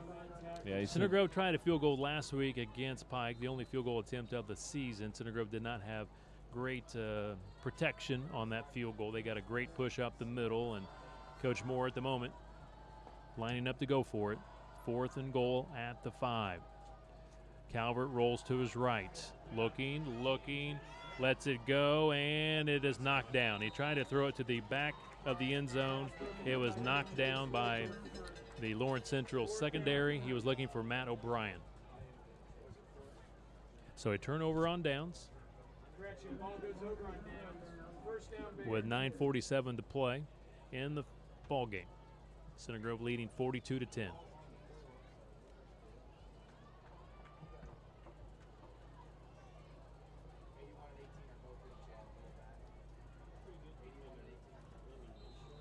Ted, at some point you might start to see some substitutions, and the Redfern's still out there, but they do have a new running back. It looks like number 10, Jalen Curry. He's a 5'7" senior, lined up in the backfield. Well, they've had enough problems with handoffs and doing things with their supposed number 1 squad. I mean, I would hate to put in some replacements down inside the 5-yard line and think that they were going to be able to do something positive. So I would be very surprised if they put them in here. He does go back with their top running back with the carry, Mark Wilson. He's a senior, picks up 3 yards. I would be a little surprised if Eric Moore didn't start sticking some guys in there, pulling some of his key guys out. Get Ackerman out of there, get some of your key guys out of there.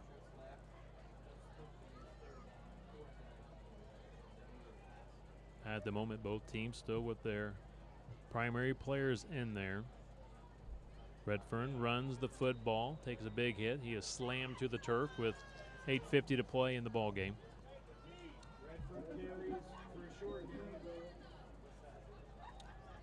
Dylan Dallas with the tackle. Well, they just don't have a very deep playbook with Redfern running their offense. There's just not many things that they can do. He's not a very efficient thrower. He's not a great runner. He's adequate at best, and because of it, he just makes it. It's just not a very good offense. Redfern fakes the handoff, tosses it.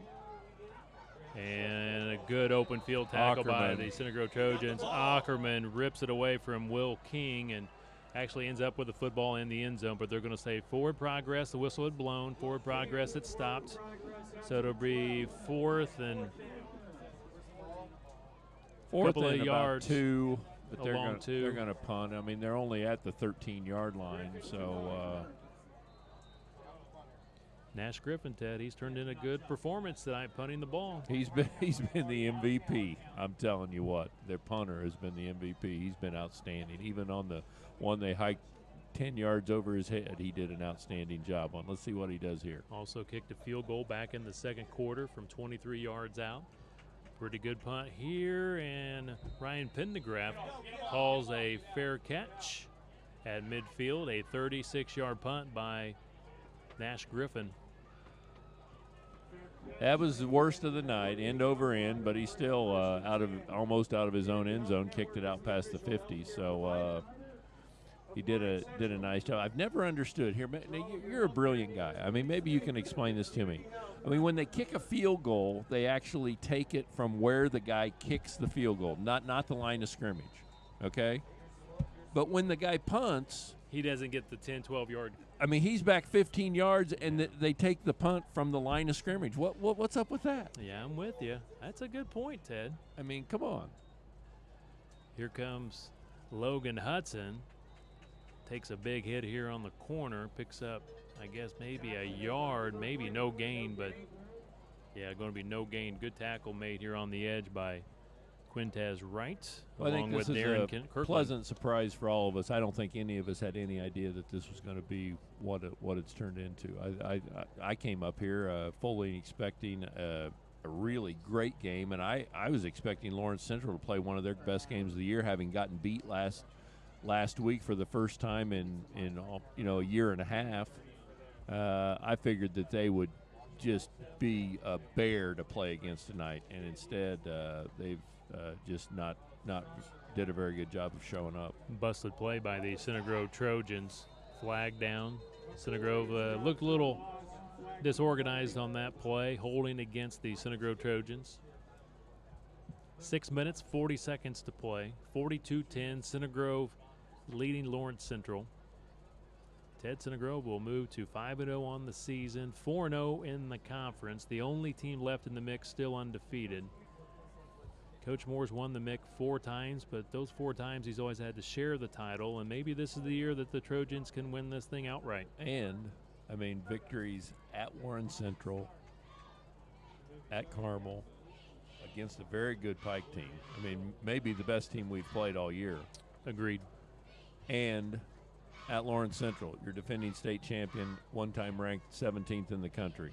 I'd say things are looking up on the south side of town. I would say Eric Moore could never have imagined a better start than he's gotten. I mean, I'm sure that he thought that this team was very capable of it, but to walk out of here 5-0 and look at the rest of the teams you've got to play this year, you've got to be very happy. With the penalty, it's now 3rd and 12. Mishandled the snap. Mishandling the snap. Seen that a few times tonight. Calvert recovered it. So to bring up 4th and 12. And we'll see Matt O'Brien and the punting unit once again for the Center Grove Trojans. In this case, Matt O'Brien really should stand back there and check that shot clock. He probably will not. 15 on the play clock. But they ought to run it down and use as much as they can. They're doing a pretty good job of it. Down to 8, 7. They snap it at 7. Again, that's just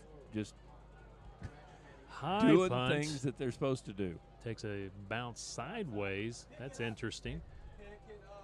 You can either see it bounce either north or south, but never too often do you see it bounce east or west. It'll be down at the 31-yard line, a 19-yard punt by O'Brien.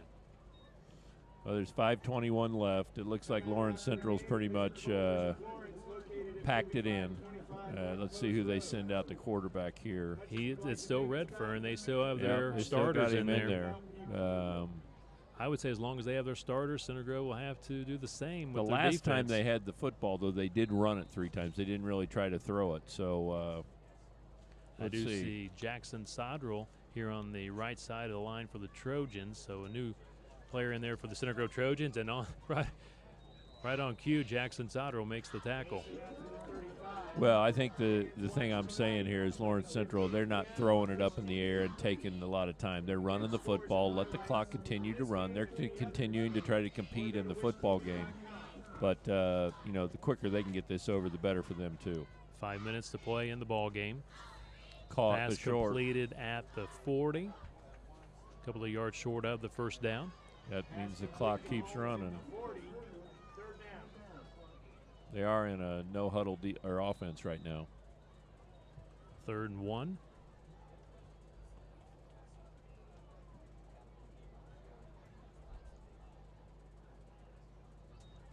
Redfern running the football. He is hit out of bounds. Good hit by the Center Grove Trojans. He's short. I thought he got it, but he's short. They're marking him short. Ryan Pendergraph came up quickly to put the pop on him. He is short. You're right, Ted. 4th and short. They put the ball just on this side of the 40. I mean, it's a yard. Yeah, he needs a whole yard. Needs a yard for the first down.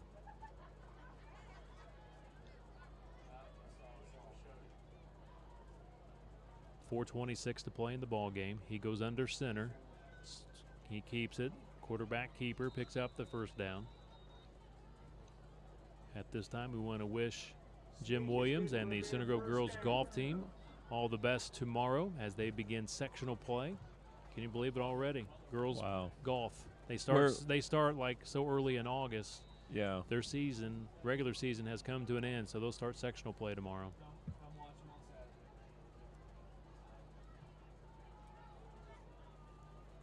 New set of downs here for the Bears. To the sideline, it is incomplete. Pass too high.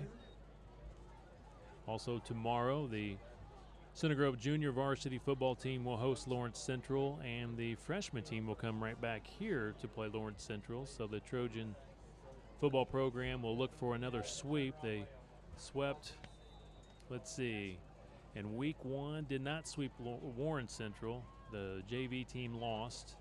In week 2, Center Grove got a sweep, actually a shutout against Whiteland at all 3 games.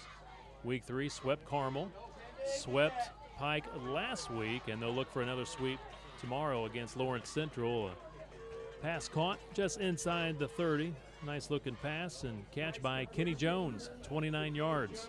Remember, he was the guy that was hurt so bad a while ago when we still had quite a few times. Now he wants to get out there and he wants to make some catches. He wants to try to get himself a touchdown here before the game's over.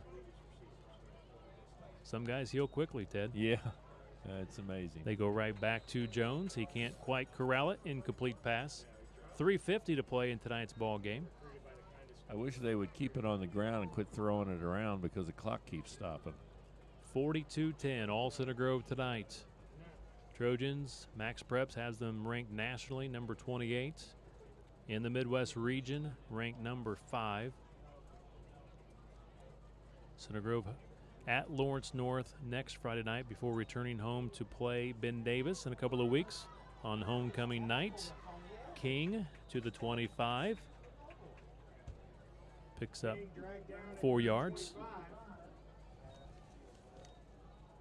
Zach Hart with the tackle for the Center Grove Trojans. Ted, in week 9, Trojans will make that long trip down to Cincinnati to take on Cincinnati LaSalle. Yeah, I don't really know too much. I mean, having lived there, the powerhouses were always Coleraine, Moeller, St. X. Those were always the really good football teams. As the quarterback runs around the end, he's going to, he got close. I don't think he got there, though. He didn't. It's going to be 4th down again. Pendy came up from his cornerback position, put another good hit on the quarterback. He denied him from a first down a few plays ago and does it again here. But I don't know too much about LaSalle, so it'll be interesting to go down there, and I don't know exactly where we're playing. But I saw Coleraine again was ranked nationally, so they've always been a powerhouse over there in Cincinnati. St. X and Moeller were always the best teams. 4th and 2, Redfern running for the first down, and he gets the first down. He's flagged, tackled out of bounds. Flag on the near sideline. Something else to stop the clock. Oh, boy. 3:03 to play in the 4th. Got to be a hold.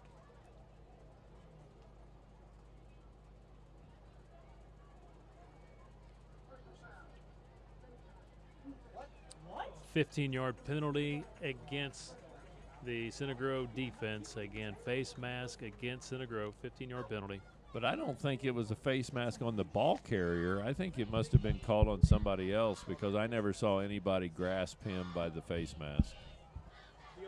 And it's a big one. I mean, it's a half the distance down at this situation. So they're still trying to put points on the board. I'm a little surprised. I thought they'd ran it and got out of here as quickly as possible. From the 7-yard line, run up the middle. Couple of yards to the 5. Tonight's 4th quarter being presented by Global Financial Solutions.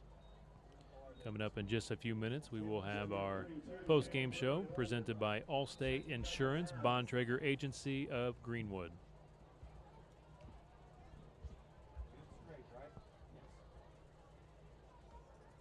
Redfern passing to the end zone, and it is knocked down, nearly picked off by the Center Grove Trojans.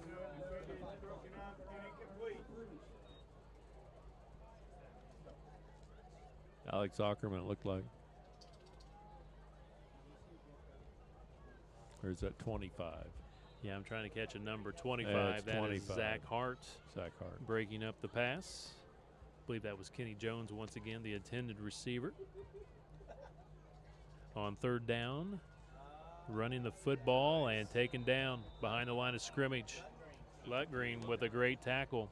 Adam Lutgreen, 5'10", 180-pound junior linebacker, getting some playing time.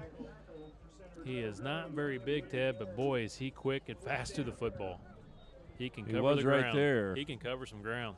He's going to make the going a little tough here on 4th down and 8. 2 minutes and counting to play in the 4th quarter. 42-10 Trojans. Redfern looking for Jones. He dropped it. Nope. Turnover on downs, and Jones goes back to that right hand, having a problem with that right hand again. Yeah. He's holding it all of a sudden. It was feeling fine after he caught that 25-yarder down the right sideline, but now all of a sudden it's hurting again. So anyway, there's 1:44 left. Center Grove dominating this game, 42-10, and I would imagine they'll be in our favorite offense right here.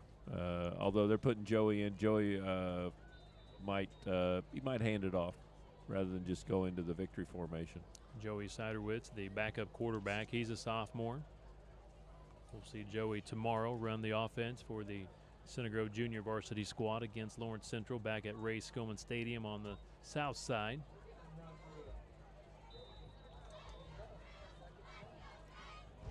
Run by Jackson Holt, a 3-yard run by Jackson Holt. He's a sophomore.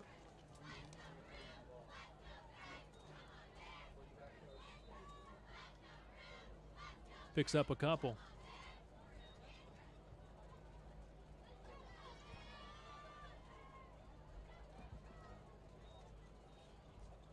.110 to play. Center Grove breaks huddle. Siderwitz. Another handoff. Big push by the Lawrence Central defense. Loading up against the run as we're now inside a minute to play. Great win tonight, Ted. Again, the Trojans in the driver's seat as far as the MIC race is concerned. Going to now 4-0, and like you mentioned before, beating Lawrence Central, Warren Central, Carmel, and Pike. Their biggest obstacle in front of them would have to be the Ben Davis Giants, and Ben Davis playing tomorrow night against the Pike Red Devils. I do believe that's at Lucas Oil Stadium.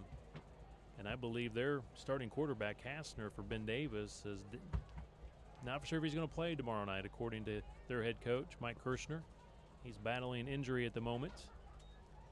This should be our final play of the ball game, and Siderwitz is tackled, and that'll do it. Should do it. Final score tonight from Lawrence Central High School, 42-10. The Center Grove Trojans get it done here in the rain at Lawrence Central High School. And Ted, just an impressive performance, all aspects again tonight for the Trojans. Just solid. Offense was great, defense, special teams, and when they're playing like this, they're going to be a difficult team to beat. When you play an Eric Moore team, they're going to be well schooled. They're going to be very well prepared. They're going to be in shape. They're going to be ready to play, and they just dominated this football team here tonight. I mean, this is a good Lawrence Central football team. We talked about what great athletes they have on their team. But it's a team game. It's not an individual game, and Center Grove just came out and dominated this game. Luke Calvert had an outstanding game, made some really key plays early, but it was a great win for the Center Grove Trojans. Ted, safe travels back to the south side. Have a great weekend.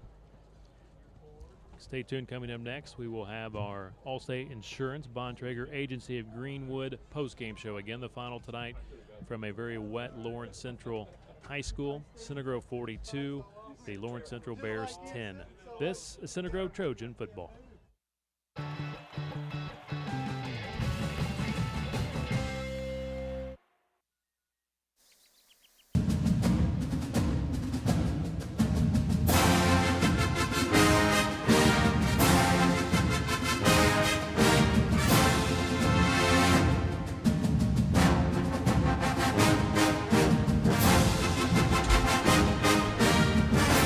Welcome to the Allstate Insurance Bontrager Agency of Greenwood postgame show. Tonight, the Center Grove Trojans, the #1 team in the state of Indiana in Class 6A, defeating Lawrence Central 42-10. Allstate Insurance, the Bontrager Agency of Greenwood, a proud supporter of Trojan football.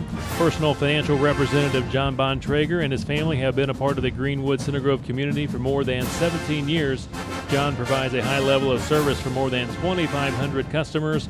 The Bontrager Agency is located at 395 South State Road 134, or 135 I should say, or contact the agency at 317-888-3200. You're in good hands with Allstate.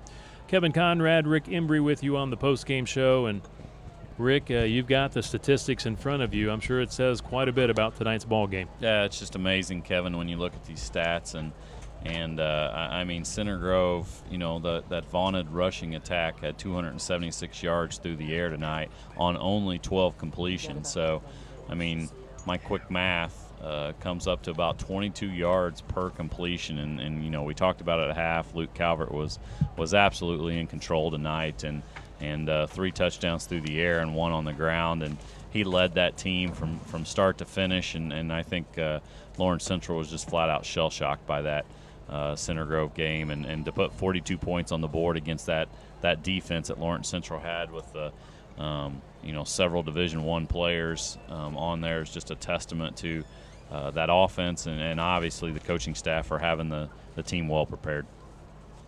Luke Calvert tonight, what do you have tonight? How many touchdown passes? Do you end up with 3 or 4? 3 touchdown passes and 1 run. And 1 running touchdown. And then on the other side of the spectrum, you look at your freshman getting his first start at fullback, Titus McCoy, and he had 2 touchdowns tonight, 1 receiving, 1 running. So, again, just a lot of guys contributing tonight for the Center Grove Trojans, both offensively, defensively, special teams, but all around just another solid performance by Coach Moore's Center Grove Trojan football team. And, Rick, this might be the most complete team we've seen from Coach Moore here at Center Grove, maybe since the 2008 state championship team. Well, and it's depth, and it's, I mean, they just plug guys in. I mean, you sent me the 2 deeps this morning, and you had a freshman starting at fullback and 2 running backs that I mean, Norris only played half a game, came out halfway through last time, and Hudson, who didn't play at all last week, but they plugged those 3 guys in, and he turns around and he's got a freshman at fullback who